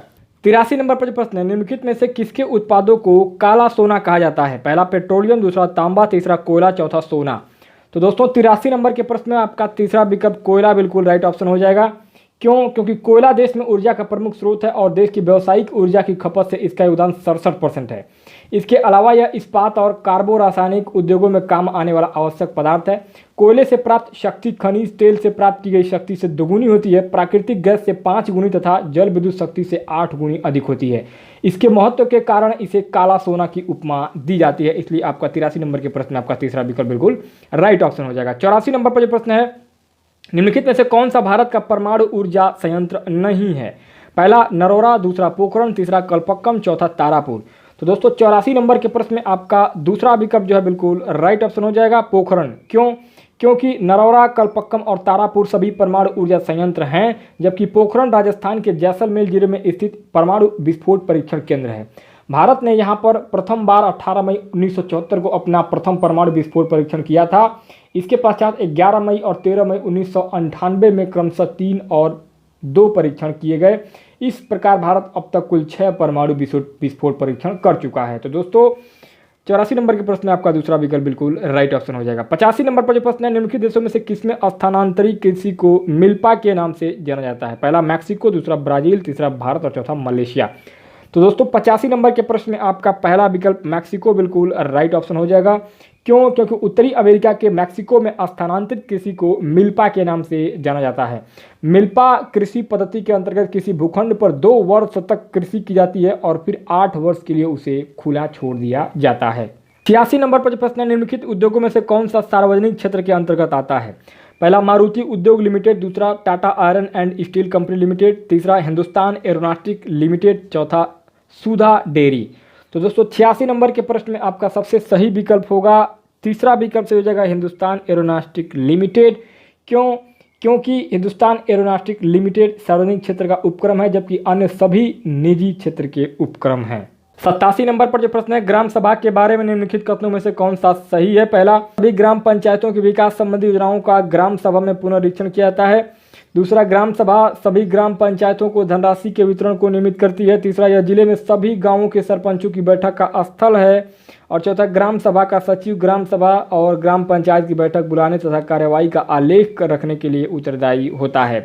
तो दोस्तों 87 नंबर के प्रश्न में आपका चौथा विकल्प जो है बिल्कुल राइट ऑप्शन हो जाएगा, क्योंकि ग्राम सभा का सचिव ग्राम सभा और ग्राम पंचायत की बैठक बुलाने तथा कार्यवाही का आलेख रखने के लिए उत्तरदायी होता है। 88 नंबर पर जो प्रश्न है, लोकतंत्र में लोगों की सहभागिता पर दिए गए निम्नलिखित दो कथनों 1 और 2 पर विचार कीजिए और सही उत्तर का चयन कीजिए। पहला, लोकतंत्र में सामाजिक आंदोलनों को संगठित करना सरकार और उसके कार्यों को चुनौती देने का एक तरीका है। दूसरा है, लोकतंत्र सभी लोगों को भागीदार होने की अनुमति देता है, लेकिन समाज के सभी वर्गों के लोग ऐसा करने में समर्थ नहीं होते हैं। अब इसमें पहला, दूसरा, तीसरा और चौथा आपका विकल्प दिया हुआ है। तो दोस्तों 88 नंबर के प्रश्न में जो आपका सबसे सही विकल्प होगा वो आपका पहला विकल्प से हो जाएगा, अर्थात पहला गलत है और दूसरा कथन जो है बिल्कुल सही है। अर्थात दूसरा जो कथन सही हो रहा है वो उसमें ये कहा जा रहा है कि लोकतंत्र सभी लोगों को भागीदार होने की अनुमति देता है, लेकिन समाज के सभी वर्गों के लोग ऐसा करने में समर्थ नहीं होते हैं। यही विकल्प जो है आपका बिल्कुल राइट ऑप्शन हो जाएगा, अर्थात पहला विकल्प जो है बिल्कुल सही हो जाएगा। 89 नंबर पर जो प्रश्न है, निम्नलिखित में से कौन सा तिब्बत का राष्ट्रीय ग्रंथ है? पहला, सिद्ध सागा, दूसरा निर्वाण सागा, तीसरा बुद्ध सागा और चौथा केसर सागा। तो दोस्तों 89 नंबर के प्रश्न में आपका चौथा विकल्प जो है बिल्कुल केसर सागा बिल्कुल राइट ऑप्शन हो जाएगा, क्योंकि कविताओं के रूप में संग्रहित बौद्ध ग्रंथ केसर सागा तिब्बत का राष्ट्रीय ग्रंथ है, इसलिए आपका चौथा विकल्प जो है बिल्कुल राइट ऑप्शन हो जाएगा। 90 नंबर पर आखिरी प्रश्न है आपका, सामाजिक अध्ययन विज्ञान में पटवारी लेखपाल द्वारा किए गए कार्यों के विषय में 1 और 2 कथन दिए गए हैं, उन पर विचार कीजिए और निम्नलिखित में सही उत्तर का चयन कीजिए। और इसमें पहला कथन है, पटवारी एक गांव अथवा गांवों के समूह की भूमि का अद्यतन लेखा जोखा रखता है। दूसरा, पटवारी अपने अधिकार क्षेत्र में उगाई गई फसलों के बारे में सरकार को सूचना देने के लिए उत्तरदायी होता है। अब इसमें पहला, दूसरा, तीसरा, चौथा विकल्प दिया गया है दोस्तों। तो अब 90 नंबर के प्रश्न में जो आपका सबसे सही विकल्प होगा वो आपका चौथा विकल्प से हो जाएगा। 1 और 2 दोनों कथन जो है बिल्कुल सही है, अर्थात पटवारी एक गांव अथवा गांवों के समूह की भूमि का अद्यतन लेखा जोखा भी रखता है और साथ ही साथ पटवारी अपने अधिकार क्षेत्र में उगाई गई फसलों के बारे में सरकार को सूचना देने के लिए उत्तरदायी भी होता है। अब दोस्तों आपका तीसरा भाग है हिंदी भाषा का और लैंग्वेज फर्स्ट है आपका हिंदी। और लैंग्वेज फर्स्ट हिंदी में आपका 91 नंबर से लेकर 99 नंबर तक के जो प्रश्न होंगे वो आपके इस गद्यांश से होंगे। तो हम लोग पहले गद्यांश को प्रॉपर पढ़ लेते हैं, उसके बाद से गद्यांश में जो प्रश्न पूछा जाएगा उसका उत्तर आसानी से दे देंगे। तो दोस्तों गद्यांश में कहा जा रहा है, किसी को देखने के लिए आँख की नहीं दृष्टि की आवश्यकता होती है। स्वामी विवेकानंद का यह कथन इस महिला के जीवन का दर्शन बन गया है। इसी जीवन दर्शन के सहारे उन्होंने एक ओर कठिनाइयों का सामना किया तो दूसरी ओर सफलता का मार्ग ढूंढा और उस पर निर्भरता से बढ़ चली। जी हाँ, हम बात कर रहे हैं मुंबई की रेवती राय की। रेवती राय वह महिला है जिन्होंने महिलाओं की कठिनाइयों को ध्यान में रख केवल उन्हीं की सुविधा के लिए फारसी नाम से कैब सेवा प्रारंभ की। उद्देश्य स्पष्ट था, कामकाजी और जरूरतमंद महिलाओं को अपने शहर में सुरक्षित सफर का भरोसा देना। यह सेवा उन महिलाओं के लिए वरदान साबित हुआ जिन्हें महानगरों में मुंह बाए बैठे अपराधी तत्वों या पर पीड़ा में आनंद लेने वाले से प्रायः रोज ही जूझना पड़ता है। खतरों और आशंकाओं से भरी सड़क परिवहन की जिंदगी में कदम रखने का निर्णय लेना रेवती के लिए सरल नहीं था, लेकिन कभी कभी व्यवस्था भी प्रेरणा देती है। ऐसे ही अवसरों पर आंख नहीं दृष्टि वाला दर्शन प्रेरक होता है। गंभीर बीमारी से जूझ रहे पति के इलाज में सब पूंजी चूक जाने के बाद रेवती को अपने अस्तित्व के लिए कुछ न कुछ करना था, सो उन्होंने एकदम नया रास्ता चुना, कैब के द्वारा महिलाओं को सुरक्षित यात्रा का आश्वासन देना। दोस्तों 91 नंबर पर प्रश्न है आपका गद्यांश के ऊपर, कौन सा विकल्प गद्यांश के मुख्य भाव के सबसे निकट है? पहला साहस और खतरे, दूसरा पहले घर फिर बाहर, तीसरा हिम्मत और जिंदगी और चौथा हिम्मत करे इंसान तो क्या काम है मुश्किल। तो दोस्तों 91 नंबर के प्रश्न में आपका चौथा विकल्प जो है बिल्कुल राइट ऑप्शन हो जाएगा। हिम्मत करे इंसान तो क्या काम है मुश्किल बिल्कुल राइट ऑप्शन हो जाएगा, क्योंकि हिम्मत करे इंसान, इंसान तो क्या काम है मुश्किल अथवा हिम्मत और जिंदगी गद्यांश के मुख्य भाव के सबसे करीब है, इसलिए आपका चौथा विकल्प जो है बिल्कुल राइट ऑप्शन हो जाएगा। 92 नंबर पर प्रश्न है, किस शब्द में उपसर्ग और प्रत्यय दोनों है? पहला प्रारंभ, दूसरा सफलता, तीसरा परिवहन, चौथा कठिनाइयां। तो दोस्तों 92 नंबर के प्रश्न में आपका दूसरा विकल्प सफलता बिल्कुल राइट ऑप्शन हो जाएगा, क्योंकि सफलता के मूल शब्द फल में यदि पहले सौ लगाया जाए तो सफल तथा बाद में ता लगाया जाए तो सफलता हो जाएगा। अतः इस शब्द में उपसर्ग एवं प्रत्यय दोनों का प्रयोग हुआ है। 93 नंबर पर प्रश्न है, पर पीड़ा शब्द का गद्यांश में प्रयोग के अनुसार अर्थ है। पहला दूसरों से पीड़ा, दूसरा दूसरों में पीड़ा, तीसरा दूसरों की पीड़ा, चौथा दूसरों को पीड़ा। तो दोस्तों 93 नंबर के प्रश्न में आपका तीसरा विकल्प दूसरों की पीड़ा बिल्कुल राइट ऑप्शन हो जाएगा, क्योंकि प्रस्तुत गद्यांश में स्पष्ट रूप से बताया गया है कि पर पीड़ा का अर्थ दूसरों की पीड़ा होता है। 94 नंबर पर प्रश्न है, गद्यांश के प्रारंभ में उद्धृत कथन किसके जीवन का दर्शन बना? पहला संघर्षशील व्यक्ति के, दूसरा रेवती राय के, तीसरा विवेकानंद के, चौथा असुरक्षित महिलाओं के। तो दोस्तों 94 नंबर के प्रश्न में आपका दूसरा विकल्प रेवती राय बिल्कुल राइट ऑप्शन हो जाएगा, क्योंकि गद्यांश के प्रारंभ में उद्धृत कथन में रेवती राय के जीवन का दर्शन बना है, इसलिए आपका दूसरा विकल्प राइट आंसर हो जाएगा। 95 नंबर पर जो प्रश्न है, रेवती राय की कैब सेवा मूलतः किसके लिए है? पहला कामकाजी महिलाओं के लिए, दूसरा महानगरों के लिए, तीसरा जरूरतमंद लोगों के लिए और चौथा मुंबई के निवासियों के लिए। तो दोस्तों 95 नंबर के प्रश्न में आपका सबसे सही विकल्प हो जाएगा पहला कामकाजी महिलाओं के लिए, क्योंकि गद्यांश में कहा गया है कि रेवती राय की कैब सेवा मूलतः कामकाजी महिलाओं के लिए है। 96 नंबर पर जो प्रश्न है आपका, कामकाजी महिलाओं को प्रायः नित्य ही जूझना पड़ता है। पहला मनमानी करने वाले चालकों से, दूसरा परिवहन की समस्याओं से, तीसरा गृहस्थी की समस्याओं से, चौथा पर पीड़क और अपराधी लोगों से। तो दोस्तों 96 नंबर के प्रश्न में आपका चौथा विकल्प पर पीड़क और अपराधी लोगों से बिल्कुल राइट ऑप्शन हो जाएगा, क्योंकि कामकाजी महिलाओं को पर पीड़क अर्थात जो दूसरों को पीड़ित करते हैं तथा अपराधी लोगों से प्रायः रोजाना ही जूझना पड़ता है। 97 नंबर पर जो प्रश्न है, कैब सेवा प्रारंभ करने के पीछे कारण क्या था? पहला समाज सेवा की भावना, दूसरा महिलाओं की कठिनाई, तीसरा सामाजिक दबाव, चौथा पारिवारिक व्यवस्था। तो दोस्तों 97 नंबर के प्रश्न में आपका दूसरा विकल्प महिलाओं की कठिनाई बिल्कुल राइट ऑप्शन हो जाएगा, क्योंकि यह गद्यांश में दिया भी हुआ है। कैब सेवा आरंभ करने के पीछे कारण महिलाओं की कठिनाई था। 98 नंबर पर जो प्रश्न है, रेवती राय ने एकदम नया रास्ता चुना। पहला खतरों में कदम रखने का, दूसरा लोगों की सेवा करने का, तीसरा बीमार पति की देखभाल का और चौथा महिलाओं के लिए कैब संचालन का। तो दोस्तों 98 नंबर के प्रश्न में आपका चौथा विकल्प जो है बिल्कुल राइट ऑप्शन हो जाएगा, क्योंकि रेवती राय ने महिलाओं के लिए कैब संचालन का एकदम नया रास्ता चुना था। 99 नंबर पर प्रश्न है, किस जिंदगी को खतरों और आशंकाओं से भरा माना गया है? पहला फारसी कैब संचालन की, दूसरा कामकाजी महिलाओं की, तीसरा महानगरों की और चौथा सड़क परिवहन की। तो दोस्तों 99 नंबर के प्रश्न में आपका सबसे सही विकल्प हो जाएगा चौथा सड़क परिवहन की। क्यों? क्योंकि गद्यांश के अनुसार सड़क परिवहन की जिंदगी को खतरों की और आशंकाओं से भरा माना गया है। अब दोस्तों 100 नंबर से लेकर 105 नंबर तक के जो प्रश्न है वो आपके इस कविता से होंगे, तो हम लोग पहले कविता को पढ़ लेते हैं, उसके बाद से इस कविता में से जो प्रश्न पूछा जाएगा उसका आसानी से उत्तर भी दे देंगे। गरजते घन घन घन घन नाचता है मोर समन, ऐसी पड़ी झरझर झड़ी, भीगा बदन बेसूद है मन, आज वर्षा अजब आई, बह रही है मस्त पुरवाई, नदी है द्वार तक आई, मेघों से लिपट कर सो गया सूरज, ले रहे हैं खेत अंगड़ाई, आज वर्षा गजब आई। तो दोस्तों ये बहुत ही बेहतरीन एक कविता था, और इस कविता के ऊपर आपका 100 नंबर पर जो प्रश्न है, बेसूद है मन कहकर कवि बताना चाहता है कि मन पहला गाने लगता है, दूसरा झूमने लगता है, तीसरा पानी से भीग जाता है, चौथा मस्त हो जाता है। तो दोस्तों 100 नंबर के प्रश्न में आपका चौथा विकल्प जो है मस्त हो जाता है बिल्कुल राइट ऑप्शन हो जाएगा, क्योंकि काव्यांश के अनुसार बेसुध है मन कहकर कवि बताना चाहता है कि मन का मस्त हो जाना ही होता है, इसलिए आपका चौथा विकल्प जो है बिल्कुल राइट ऑप्शन हो जाएगा कविता के अनुसार। 101 नंबर पर प्रश्न है, खेत अंगड़ाइयाँ ले रहे हैं क्योंकि पहला सुबह हो गई वे नींद से जाग रहे हैं, दूसरा उन्हें बहुत आनंद आ रहा है, तीसरा सूर्य दिखाई नहीं दे रहा, चौथा सूर्य के सो जाने से उन्हें भी नींद आ रही है। तो दोस्तों 101 नंबर के प्रश्न में आपका चौथा विकल्प जो है बिल्कुल राइट ऑप्शन हो जाएगा।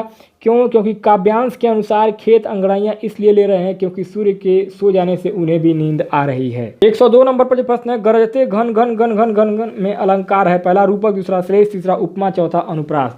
तो दोस्तों 102 नंबर के प्रश्न में आपका चौथा विकल्प अनुप्रास अलंकार बिल्कुल राइट ऑप्शन हो जाएगा, क्योंकि दी गई पंक्ति में किसी अक्षर घन घन की आवृत्ति बारंबार यानी कई बार हो रही है, इसलिए जहाँ भी किसी भी अक्षर की आवृत्ति लगातार हो रही हो तो उसमें अनुप्रास अलंकार होता है।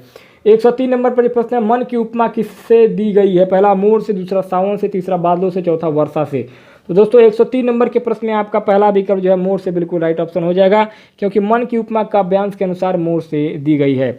104 नंबर पर जो प्रश्न है, लिपट कर सो गया सूरज का भाव है कि सूर्य, पहला थक गया है, दूसरा छिप गया है, तीसरा नींद में है, चौथा खो गया है। तो दोस्तों 104 नंबर के प्रश्न में आपका दूसरा विकल्प छिप गया है बिल्कुल राइट ऑप्शन हो जाएगा, क्योंकि लिपट कर सूर्य का सो जाना का भाव है सूर्य छिप गया है। 105 नंबर पर जो प्रश्न है, पूर्वाई से आता है, पहला पूर्व की ओर बहने वाली पवन, दूसरा मदमस्त करने वाली हवा, तीसरा पूर्व से आने वाली वायु, चौथा पूर्व को बहने वाली नदी। तो दोस्तों 105 नंबर के प्रश्न में आपका तीसरा विकल्प पूर्व से आने वाली वायु बिल्कुल राइट ऑप्शन हो जाएगा, क्योंकि पूर्वाई से आशय वह हवा जो पूर्व दिशा की ओर से आती है वो हमेशा पूर्वाई कही जाती है। अब दोस्तों 106 से लेकर के 120 तक के जो प्रश्न होंगे उसमें सबसे उचित विकल्प को चुन करके बताना है। तो इसमें 106 नंबर पर जो प्रश्न पूछा गया है, कक्षा 8 में पढ़ने वाली नंदिनी लिखते समय वर्तनी की अशुद्धियाँ करती है, भाषा शिक्षक के रूप में आप अपनी क्या जिम्मेदारी मानते हैं, पहला नंदिनी को ऐसे अवसर प्रदान करना कि वह स्वयं उनमें सुधार करे। दूसरा, नंदिनी की अशुद्धियों को काट कर सही करना और उन्हें 20-20 बार लिखवाना। तीसरा, नंदिनी को समझाना कि वर्तनी की अशुद्धियां करने पर उसके अंग काटे जाएंगे। और चौथा, नंदिनी को समझाना कि वर्तनी की शुद्धता ही लेखन का सशक्त पहलू है। तो दोस्तों 106 नंबर के प्रश्न में आपका पहला विकल्प जो है बिल्कुल राइट ऑप्शन हो जाएगा। क्यों? क्योंकि वर्तनी संबंधी अशुद्धियों को दूर करने के लिए विद्यार्थी को ऐसे अवसर उपलब्ध कराना चाहिए ताकि वह गलतियों को सुधार सके। 107 नंबर पर प्रश्न है, उच्च प्राथमिक स्तर पर मुहावरे लोकोक्तियों के शिक्षण के संबंध में आपके लिए सर्वाधिक महत्वपूर्ण क्या है? पहला, मुहावरे लोकोक्तियों का वाक्य में प्रयोग। दूसरा, अधिक से अधिक मुहावरे लोकोक्तियों के प्रयोग द्वारा भाषा को अलंकारिक बनाना। तीसरा, संदर्भानुसार मुहावरे लोकोक्तियों के प्रयोगों को समझना और उनका प्रयोग करना। चौथा, मुहावरे लोकोक्तियों का अर्थ समझाने का प्रयत्न। तो दोस्तों 107 नंबर के प्रश्न में आपका सबसे सही विकल्प तीसरा हो जाएगा। क्यों? क्योंकि मुहावरों एवं लोकोक्तियों के शिक्षण में सर्वाधिक महत्वपूर्ण मुहावरों का संदर्भानुसार प्रयोग करना होता है। 108 नंबर पर प्रश्न है, निम्नलिखित में से कौन सा प्रश्न संदर्भ में व्याकरण शिक्षण को पुष्ट करता है? पहला, घर घर पुनरुक्त शब्द युग्म है, इसी तरह के 2 और शब्द युग्म बनाइए। दूसरा, घर घर पुनरुक्त शब्द युग्म है, दिए गए शब्द समूहों में से ऐसे शब्द युग्म छांटिए। तीसरा, घर घर शब्द युग्म का प्रयोग करते हुए 2 वाक्य बनाइए। और चौथा, घर घर आपकी चर्चा है, वाक्य में घर शब्द की पुनरावृत्ति से क्या अर्थ पर प्रभाव पड़ता है? तो दोस्तों 108 नंबर के प्रश्न में आपका चौथा विकल्प जो है बिल्कुल राइट ऑप्शन हो जाएगा, क्योंकि घर घर आपकी ही चर्चा है, इस वाक्य में शब्द घर की पुनरावृत्ति हुई है। इस पुनरावृत्ति से वाक्य के आशय पर अवश्य प्रभाव पड़ता है, जिसका बोध हमें व्याकरणिक ज्ञान से संभव है। अतः वाक्य का विषय व्याकरण शिक्षण को पुष्ट करता है। 109 नंबर पर प्रश्न है, उच्च प्राथमिक स्तर पर हिंदी भाषा की पाठ्य पुस्तक का निर्माण करते हुए आपके लिए सबसे कम महत्वपूर्ण क्या है? पहला, समृद्ध हिंदी साहित्य की छटा का प्रदर्शन। दूसरा, भाषाई क्षमता को बढ़ावा देने के अभ्यास। तीसरा, समस्त व्याकरणिक बिंदुओं का समावेश। और चौथा, भाषा की विविध छटाओं को समेटने वाले पाठ। तो दोस्तों 109 नंबर के प्रश्न में आपका तीसरा विकल्प जो है बिल्कुल राइट ऑप्शन हो जाएगा। क्यों? क्योंकि उच्च प्राथमिक स्तर पर हिंदी भाषा की पाठ्य पुस्तक में समस्त व्याकरणिक भाषाओं का समावेश अधिक महत्वपूर्ण नहीं है। 110 नंबर पर जो प्रश्न है, किसी रचना के बारे में स्वतंत्र राय बनाने का आत्मविश्वास विकसित करने के लिए आवश्यक है? पहला, कवि और कविता बोध। दूसरा, साहित्य बोध और ऐतिहासिक बोध। तीसरा, साहित्य बोध और छंद बोध। चौथा, भाषा बोध और साहित्य बोध। तो दोस्तों 110 नंबर के प्रश्न में आपका चौथा विकल्प जो है बिल्कुल राइट ऑप्शन हो जाएगा, क्योंकि किसी रचना के बारे में स्वतंत्र राय बनाने के लिए भाषा तथा साहित्य का बोध होना आवश्यक है। 111 नंबर पर प्रश्न है, बच्चों के लिए अतिरिक्त पठन सामग्री क्यों विकसित की जाती है? पहला, पढ़ने में रुचि जगाने एवं भाषा ज्ञान में वृद्धि के लिए। दूसरा, पढ़ने में रुचि जगाने एवं सामान्य ज्ञान में वृद्धि के लिए। तीसरा, भाषा ज्ञान बढ़ाने एवं साहित्यकारों में रुचि जगाने के लिए। और चौथा, भाषा ज्ञान बढ़ाने और सामान्य ज्ञान में रुचि जगाने के लिए। तो दोस्तों 111 नंबर के प्रश्न में आपका पहला विकल्प जो है बिल्कुल राइट ऑप्शन हो जाएगा, क्योंकि पढ़ने में रुचि जगाने एवं भाषा ज्ञान में वृद्धि के लिए बच्चों के लिए अतिरिक्त पठन सामग्री विकसित की जाती है। बिल्कुल राइट ऑप्शन हो जाएगा। 112 नंबर पर प्रश्न है, उच्च प्राथमिक स्तर पर भाषा शिक्षण का एक महत्वपूर्ण उद्देश्य है? पहला, भाषा की नियमबद्ध प्रकृति को पहचानना। दूसरा, भाषा के अलंकारिक रूप को पहचानना। तीसरा, भाषा के व्याकरण को कंठस्थ करना। चौथा, साहित्यिक विधाओं में रचना करना। तो दोस्तों 112 नंबर के प्रश्न में आपका पहला विकल्प जो है बिल्कुल राइट ऑप्शन हो जाएगा। क्यों? क्योंकि भाषा की नियमबद्ध प्रकृति को पहचानना उच्च प्राथमिक स्तर पर भाषा शिक्षण का एक महत्वपूर्ण उद्देश्य होता है। 113 नंबर पर प्रश्न है, विभिन्न कार्य क्षेत्रों से जुड़ी प्रयुक्तियों से विद्यार्थियों को परिचित कराया जाना चाहिए। इस कथन में प्रयुक्ति से क्या तात्पर्य है? पहला, विभिन्न भाषा उदाहरण। दूसरा, विभिन्न भाषा प्रयोग। तीसरा, भाषा के नियम। तथा चौथा, शब्दों की व्युत्पत्ति।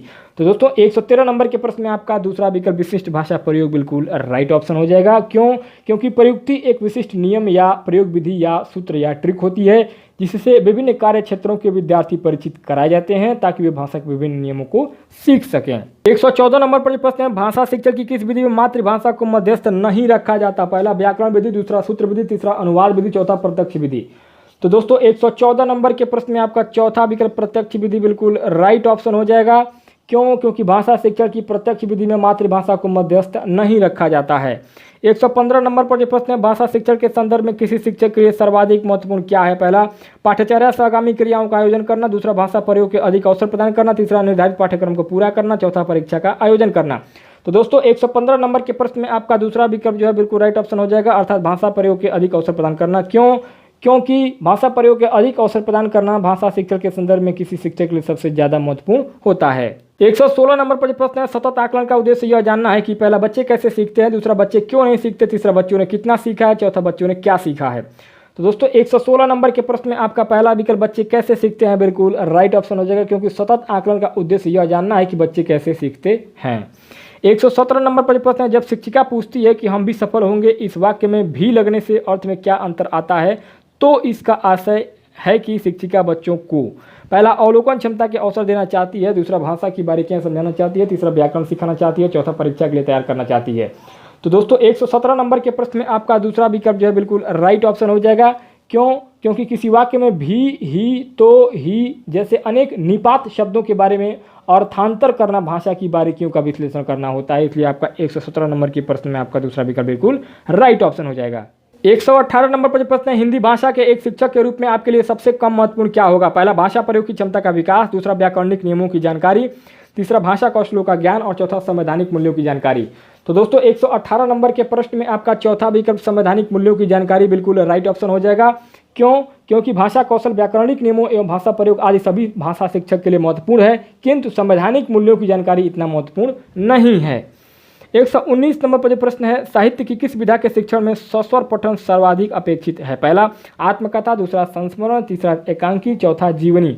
तो दोस्तों 119 नंबर के प्रश्न में आपका तीसरा विकल्प एकांकी बिल्कुल राइट ऑप्शन हो जाएगा।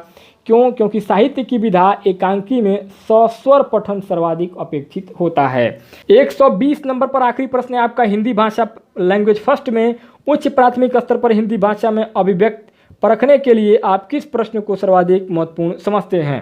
पहला, लोकगीत संस्कृति के परिचायक होते हैं, इस कथन पर अपने विचार व्यक्त कीजिए। दूसरा, आंखों पर पर्दा पड़ना मुहावरे का वाक्य में प्रयोग कीजिए। तीसरा, सेना ने पार्क को क्यों घेर लिया था? और चौथा, लेखक ने ऐसा क्यों कहा कि ताज़ा बर्फ धोखा देने वाला होता है? तो दोस्तों 120 नंबर के प्रश्न में आपका दूसरा विकल्प जो है बिल्कुल राइट ऑप्शन हो जाएगा, क्योंकि उच्च प्राथमिक स्तर पर हिंदी भाषा में अभिव्यक्ति परखने के लिए मुहावरों का प्रयोग अपने वाक्यों में करना सर्वाधिक उपयुक्त होता है। अब दोस्तों चौथा पार्ट है आपका लैंग्वेज सेकंड इंग्लिश भाषा है, और इंग्लिश भाषा में आपका 121 से लेकर के 129 तक के जो क्वेश्चन होंगे वे आपके इस पैसेज से होंगे। तो पहले उन पैसेज को प्रॉपरली रीड कर लेते हैं और उसके बाद से इसमें से जो क्वेश्चन पूछा जाएगा उसका इजीली आंसर इसी पैसेज में से ढूंढ करके बता देंगे। तो पैसेज में कहा जा रहा है, the massive fort of Jodhpur look down from the hill at the new city which had sprawled out around the old one. The desert lay beyond the city, it crouched there like a lion and was the color of one. Its repealed twine pelt plea speaked here and there with small clumps of scrub. A gritty wind blew off it. Little rivers of sand eddied briefly down the pavements, then were snatched back into the air and flung like a challenge to the south at the edge of the city. Herds of camel twined their long neck around stunted tree as through they were snapped, then there were no more tree. Tall whirlwind of sand marched down towards us from the horizon. The desert enclosed us for the next 10 days. There was a glare and dazzle on the skyline at dawn.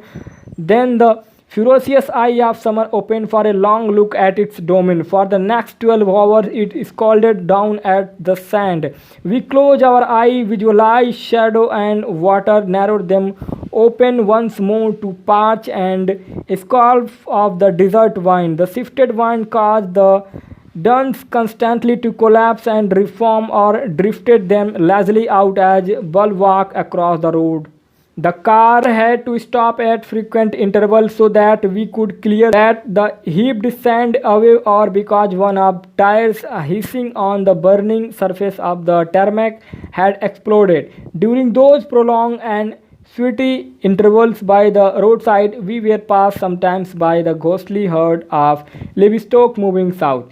दोस्तों बहुत ही अच्छा, ये एक जोधपुर की किला है और जोधपुर के किला के बारे में ये सारे जो हैं जोधपुर के किले के बारे में ये सारा कहानी बताया गया है इस पैसेज में। तो दोस्तों अब इस पैसेज को हम लोगों ने पढ़ लिया है और इस पैसेज के ऊपर आपका 121 नंबर पे जो क्वेश्चन है आपका dash dash dash the new city which had sprawled dash dash dash which part of speech is the underline word in the above class.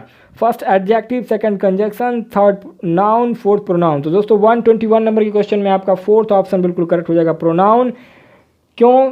क्योंकि दिए गए क्लास में विच का प्रयोग एक रिलेटिव प्रोनाउन के रूप में किया गया है, इसलिए आपका चौथा विकल्प जो है बिल्कुल राइट ऑप्शन हो जाएगा। 122 नंबर पे जो क्वेश्चन है, the desert enclose us for the next 10 days, voice in the above sentence has been correctly change.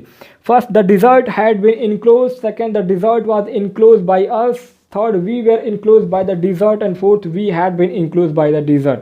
तो दोस्तों 122 नंबर के क्वेश्चन में आपका थर्ड ऑप्शन जो है बिल्कुल राइट ऑप्शन हो जाएगा, बिकॉज दिए गए वाक्य की पैसिव वॉइस में सब्जेक्ट वी और हेल्पिंग वर्ब वेयर का प्रयोग होगा, इसलिए आपका थर्ड ऑप्शन जो है बिल्कुल राइट ऑप्शन हो जाएगा। 123 नंबर के क्वेश्चन में synonyms for the word clumps is, तो दोस्तों इसमें आपका समानार्थी शब्द बताना है क्लम्स का।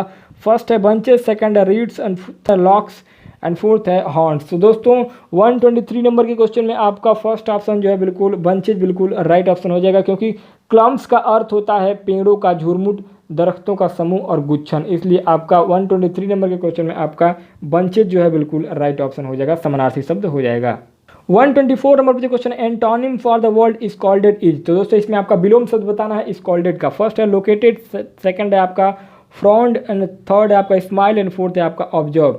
तो दोस्तों 124 नंबर के क्वेश्चन में आपका थर्ड ऑप्शन जो स्माइल बिल्कुल राइट ऑप्शन हो जाएगा, बिकॉज स्कॉल का अर्थ होता है भौं चढ़ाना, नाक मुंह सिकोड़ना, त्योरी चढ़ाना इत्यादि, इसलिए आपका इसका एंटोनिम होगा स्माइल, अर्थात जब आप किसी गुस्सा हो रहे हैं तो उसका विलोम शब्द होगा आपका मुस्कुराना, स्माइल। 125 नंबर पर जो क्वेश्चन है the desert looks like a lion because both of are, first ferocious, second found among the hills, third of the same colour, fourth massive. तो दोस्तों 125 नंबर क्वेश्चन में आपका थर्ड ऑप्शन जो है बिल्कुल राइट ऑप्शन हो जाएगा।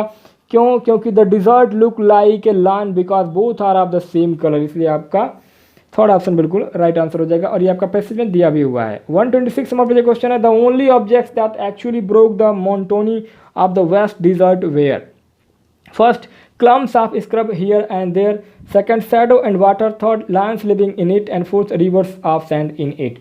तो दोस्तों 126 नंबर के क्वेश्चन में आपका फर्स्ट ऑप्शन जो है बिल्कुल राइट ऑप्शन हो जाएगा, क्योंकि clumps of the scrub located sparsely broke the monotony of the vast desert. दोस्तों ये सब क्वेश्चन आसानी से हो जाते हैं, क्योंकि ये पैसेज में ऑलरेडी दिया होता है, एक बार हम लोग आसानी से अगर पैसेज को पढ़ लेते हैं, समझ लेते हैं, तो पैसेज में से क्वेश्चन आपका कोई मिस नहीं होगा, सारे क्वेश्चन आपके आसानी से सॉल्व हो जाएंगे, बस पैसेज को आराम से और अच्छे तरीके से पढ़ने की जरूरत होती है। 127 नंबर पर जो क्वेश्चन है between the fort and the desert there is are, first three cities, second no city, third a hill, fourth two cities. तो दोस्तों 127 नंबर के क्वेश्चन में आपका फोर्थ ऑप्शन जो है टू सिटीज बिल्कुल राइट ऑप्शन हो जाएगा। क्यों? क्योंकि between the fort and the desert there are two city, यानी कि ये पैसेज में दिया हुआ है, तो दोस्तों आपका फोर्थ ऑप्शन बिल्कुल राइट ऑप्शन हो जाएगा 127 नंबर के क्वेश्चन में। 128 नंबर पर जो क्वेश्चन है dash are compare to snakes, fourth stone trees, second long neck of camel, third herds of camel, fourth edge of the city. तो दोस्तों 128 नंबर के क्वेश्चन में आपका सेकंड ऑप्शन जो है लॉन्ग नेक ऑफ कैमल बिल्कुल right option हो जाएगा, क्योंकि long neck of camel are compare to snake, इसलिए आपका सेकंड ऑप्शन बिल्कुल राइट आंसर हो जाएगा। 129 नंबर पर जो क्वेश्चन है the narrator style of description is, first philosophic, second analytic, third scholarly and fourth poetic. तो दोस्तों 129 नंबर के क्वेश्चन में आपका फोर्थ ऑप्शन जो है पोएटिक बिल्कुल राइट ऑप्शन हो जाएगा, क्योंकि the narrator styles of description is poetic, यानी कि जो आप ये कविता जो गद्यांश कहा गया है वो आपका एक काव्यांश के रूप में कहा गया है। तो अब 130 से लेकर के 135 तक के जो टोटल 5 क्वेश्चन होंगे वे आपके इस पैसेज से होंगे। तो पहले हम लोग पैसेज को पढ़ लेते हैं। In the affluent industrialised nation beyond surplus of wheat, maize and sorghum और commonplace cattle, swine and poultry are fed and fattened on cereal, grains, meat, milk, egg, fruits and vegetables are within the economic reach of the most of population. Well-balanced diet are more or less automatically achieved and cereal product constitutes only a modest portion of the daily bread. Consequently, most of the people in such societies have difficulty in comprehending and appreciating the vital significance of providing high-yielding strain of wheat, rice, maize, sorghum and millet for the people of the developing nation. Understandably, then the majority of the urbanities in the industrialized nation have forgotten the significance of the word they learn as youngsters. Give us this day our daily bread. They know that food comes from supermarket, but only if you see beyond the necessary investment, the toil, struggle and frustration on the farm and ranches that provide their daily bread. Since the urbanities have lost their contact with the soil, they take food for granted and fail to appreciate the tremendous efficiency of their farmer and ranchers, who although constituting only 5% of the labor force in a country such as the United States, produce more than enough food for their nation. Even worse, और British often vociferously criticize their government for attempting to bring into balance the agriculture production of its farmer with the domestic and foreign market demands for farm product and attempting thereby to provide the consumer an abundant food supply at reasonable cost and also to assure a reasonable return to the farmer and ranchers। तो दोस्तों बहुत ही अच्छा ये passage था आपका भारत के खाद्य पदार्थ और किस तरीके से भारत में किसानों का जो है वो खेती करके वो अपना सामान को बेचते हैं, चावल दाल गेहूं गन्ने को, उसी के ऊपर ये सारा आपका जो है ये आपका पैसेज था। अब दोस्तों इस पैसेज के ऊपर आपका 130 नंबर पर जो क्वेश्चन पूछा जा रहा है, dash dash dash do not play a great role in providing food to the dining table in developed nation. First farm labour, second agriculture machine, third farms and food supermarket. तो दोस्तों 130 number के question में आपका fourth option supermarket बिल्कुल right option हो जाएगा, because supermarket do not play a great role in providing food to the dining table in development nation. 131 number पे जो क्वेश्चन है, synonym for the word vociferously is. अब दोस्तों इसमें आपका vociferously का समानार्थी शब्द बताना है, vocational, second vividly, third stridently, fourth vocally. तो दोस्तों 131 नंबर के क्वेश्चन में आपका थर्ड ऑप्शन जो है स्ट्रिडेंटली बिल्कुल राइट ऑप्शन हो जाएगा, बिकॉज vociferously का अर्थ होता है जोर से एवं आत्मविश्वास के साथ अपनी भावना या राय व्यक्त करना। तो इसका मतलब होगा आपका स्ट्रिडेंटली का भी मतलब यही होता है, तो इसलिए आपका थर्ड ऑप्शन जो है बिल्कुल राइट ऑप्शन हो जाएगा। 132 नंबर पे जो क्वेश्चन है, antonym for the word modest here is. First quick, second smart, third large and fourth rightful. तो 132 नंबर के क्वेश्चन में जो आपका सबसे राइट ऑप्शन हो जाएगा वो आपका थर्ड ऑप्शन जो है बिल्कुल राइट ऑप्शन हो जाएगा, लार्ज। क्यों? क्योंकि पैसेज में मॉडेस्ट का अर्थ होता है थोड़ा, लेकिन यहाँ पर क्या हो जाएगा आपका अधिक नहीं, इसलिए आपका एंटोनिम चाहिए। तो एंटोनिम मतलब होता है आपका विलोम, तो इसलिए आपका मॉडेस्ट का मतलब हो जाएगा लार्ज। 133 नंबर पर जो क्वेश्चन है, how do the rich countries use most of there surplus wheat and maize? First, they give them free to the poor people. Second, they burn them in the field. Third, they export them to help the developing countries. And fourth, they feed their cattle and poultry. तो दोस्तों 133 number के question में जो आपका सबसे right option हो जाएगा वो आपका fourth option, they feed their cattle and poultry, बिल्कुल राइट ऑप्शन होगा। क्यों? क्योंकि the rich country feed their cattle and poultry with most of their surplus wheat and maize. So आपका फोर्थ ऑप्शन बिल्कुल राइट ऑप्शन हो जाएगा और ये आपका पैसेज में दिया भी हुआ है। 134 नंबर पे क्वेश्चन है, how do they benefit for such a use? First, the country earns goodwill, second, their citizen get balanced diet, third, the soil gets enriched and fourth, the surplus does not get wasted. तो दोस्तों 134 number के question में आपका fourth option जो है बिल्कुल right option हो जाएगा, ये पैसेज में दिया भी हुआ है, the benefit as the surplus does not get wasted. So आपका फोर्थ ऑप्शन बिल्कुल राइट ऑप्शन हो जाएगा। 135 नंबर पे जो क्वेश्चन है, people in the developed nation eat very little of. First, fruit and vegetables, second, cereals, third, meat products and fourth, milk products. तो दोस्तों 135 number के क्वेश्चन में आपका सेकंड ऑप्शन जो है बिल्कुल राइट ऑप्शन हो जाएगा, cereals। क्यों? क्योंकि ये आपका पैसेज में दिया भी हुआ है, people in developed nation eat very little of cereals। तो आपका सेकंड ऑप्शन जो है बिल्कुल राइट ऑप्शन हो जाएगा। अब दोस्तों 136 से लेकर के 150 तक के जो क्वेश्चन होंगे उसमें आपका मोस्ट एप्रोप्रिएट ऑप्शन को चूज करके बताना है, जो सबसे सही विकल्प होगा। 136 नंबर पे जो क्वेश्चन है, which one of the following is not A poetic device? First, imagery, second, morphine, third, metaphor and fourth, alliteration. तो दोस्तों 136 नंबर के क्वेश्चन में आपका सेकंड ऑप्शन मॉर्फिम जो है बिल्कुल राइट ऑप्शन हो जाएगा। क्यों? क्योंकि morpheme is not A poetic device. तो आपका सेकंड ऑप्शन जो है बिल्कुल राइट ऑप्शन हो जाएगा। 137 नंबर पे क्वेश्चन है, a class 7th student make mistakes in spelling, as a teacher would you? First, show him his mistake and ask him to repronounce them. Second, ignore the mistake. And third, allow the student to use a mobile dictionary. And fourth, ask the student to repronounce the word. तो दोस्तों 137 number question में आपका first option जो है बिल्कुल right option हो जाएगा, because as a teacher you would show him his mistake and ask him to repronounce them. So आपका फर्स्ट ऑप्शन बिल्कुल राइट ऑप्शन हो जाएगा। 138 नंबर पर जो क्वेश्चन है, the idea of comprehensively input was first use by? First, Stephen Krashen, second, NS Prabhu, third, Chomsky and fourth, Vygotsky. तो दोस्तों 138 number के क्वेश्चन में आपका फर्स्ट ऑप्शन जो है स्टेफन क्रैसन बिल्कुल राइट ऑप्शन हो जाएगा। क्यों? क्योंकि the pioneer of comprehensively input was Stephen Krashen, यानी कि ये जो आपका द कम्प्रीहेंसिवली इनपुट, ये आपका सबसे पहले जो आइडिया है ये आपका स्टीफन क्रसन के द्वारा दिया गया था। 139 नंबर पर जो क्वेश्चन है, if a teacher want to develop the understanding of a text among her class student what will be the best method? First, making student to tick the answer in the text book. Second, asking student to pay attention to the classroom. Third, asking questions. And fourth, writing answer on the black board. तो दोस्तों 139 number के question में आपका third option जो है asking question बिल्कुल right option हो जाएगा। क्यों? क्योंकि asking question will be the best method of teacher. So आपका थर्ड ऑप्शन जो है बिल्कुल राइट ऑप्शन हो जाएगा। 140 नंबर पर जो क्वेश्चन है, a teacher found an advertisement pamphlet for sale of biscuit, she use it for reading and speaking actively in her class, what do you call the pamphlet? First, exam material. Second, newspaper clipping. Third, realia. Fourth, an authentic text. तो दोस्तों 140 number के question में आपका third option रियलिया बिल्कुल right option हो जाएगा, because we would call the pamphlet a realia. So आपका third option जो है बिल्कुल राइट ऑप्शन हो जाएगा। 141 नंबर पर जो क्वेश्चन है, the communicative approach to teaching of language is related to. First, narrating the grammatical principle according to the needs of the audience. Second, honing the ability of listening, speaking, reading, writing and meaning making. Third, teaching of grammar through principle of language and dictation. Fourth, teaching of language for written test. तो दोस्तों 141 number के question में आपका second option जो है बिल्कुल right option हो जाएगा।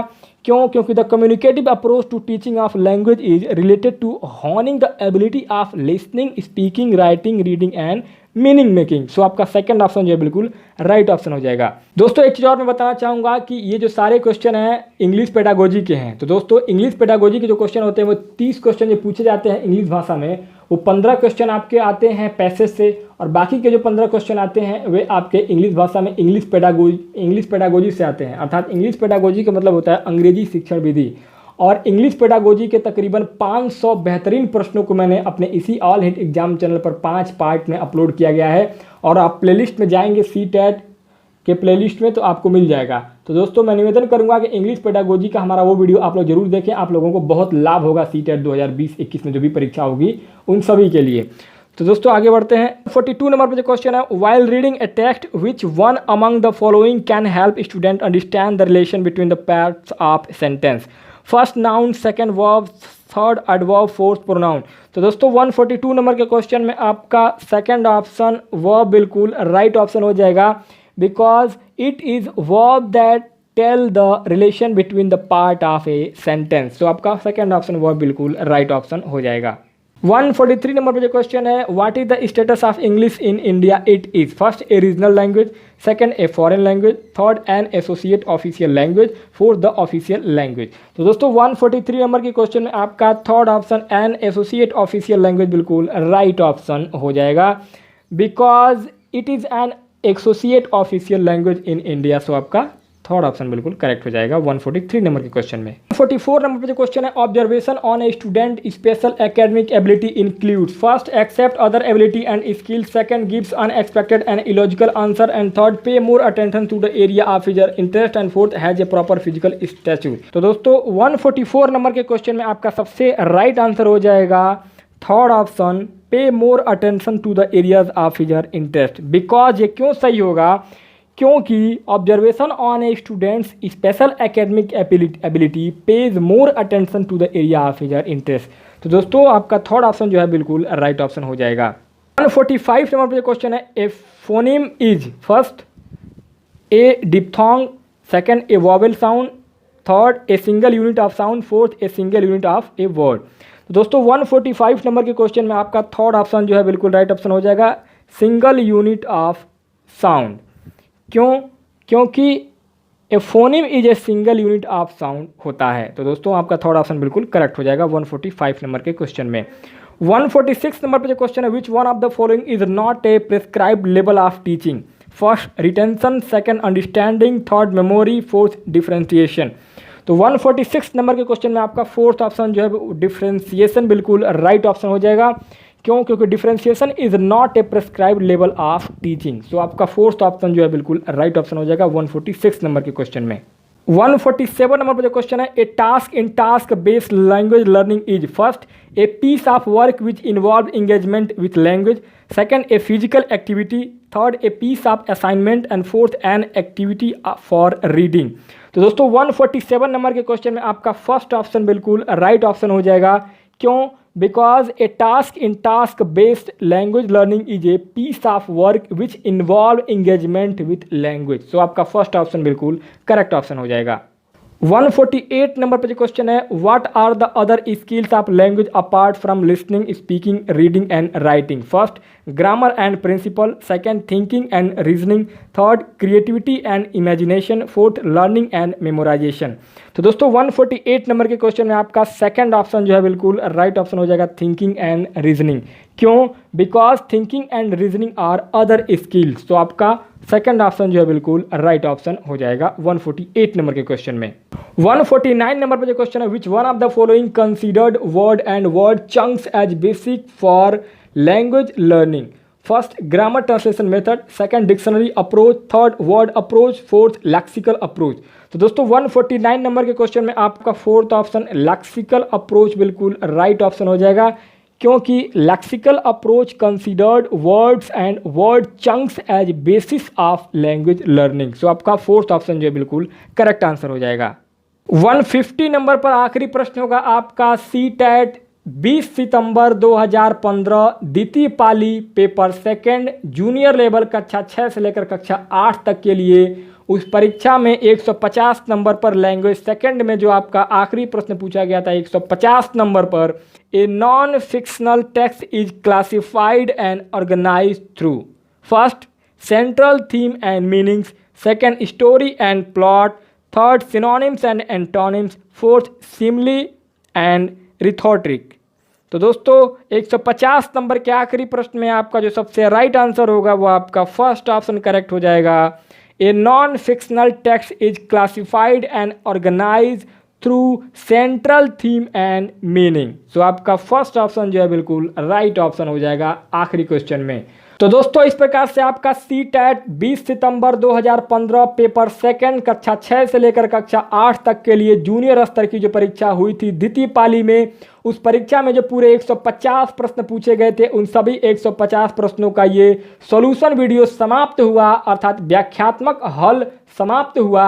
और मैं उम्मीद करता हूं आप लोगों को ये वीडियो आगामी सीटेट 2020 में जूनियर स्तर की परीक्षा होगी उस परीक्षा में बहुत ज़्यादा लाभकारी सिद्ध होगा। तो दोस्तों इसके साथ ही मैं आप सभी को ये भी बताना चाहूँगा कि सीटेट और यूपीटेट की सारे जो पेपर 2011 से लेकर 2019 तक के हुए हैं उन सभी पेपरों का सॉल्यूशन वीडियो ऑलरेडी हमारे इस ऑल हिट एग्जाम चैनल पर अपलोड किया जा चुका है। तो जो भी हमारे सहयोगी दोस्त कैंडिडेट जो भी ऑल ओवर इंडिया में सीटेट और यूपीटेट की तैयारी करते हैं वो हमारे चैनल को सब्सक्राइब करके हमारे साथ जुड़ सकते हैं, क्योंकि हमारे इस चैनल पर आपको सीटेट यूपीटेट के अलावा भारत में सभी प्रकार की कॉम्पिटिशन एग्जाम की तैयारी बहुत ही सिंपल और सरल भाषा हिंदी भाषा में कराई जाती है। तो दोस्तों मिलते हैं एक और जबरदस्त और इंटरेस्टिंग वीडियो के साथ, तब तक के लिए बहुत बहुत धन्यवाद।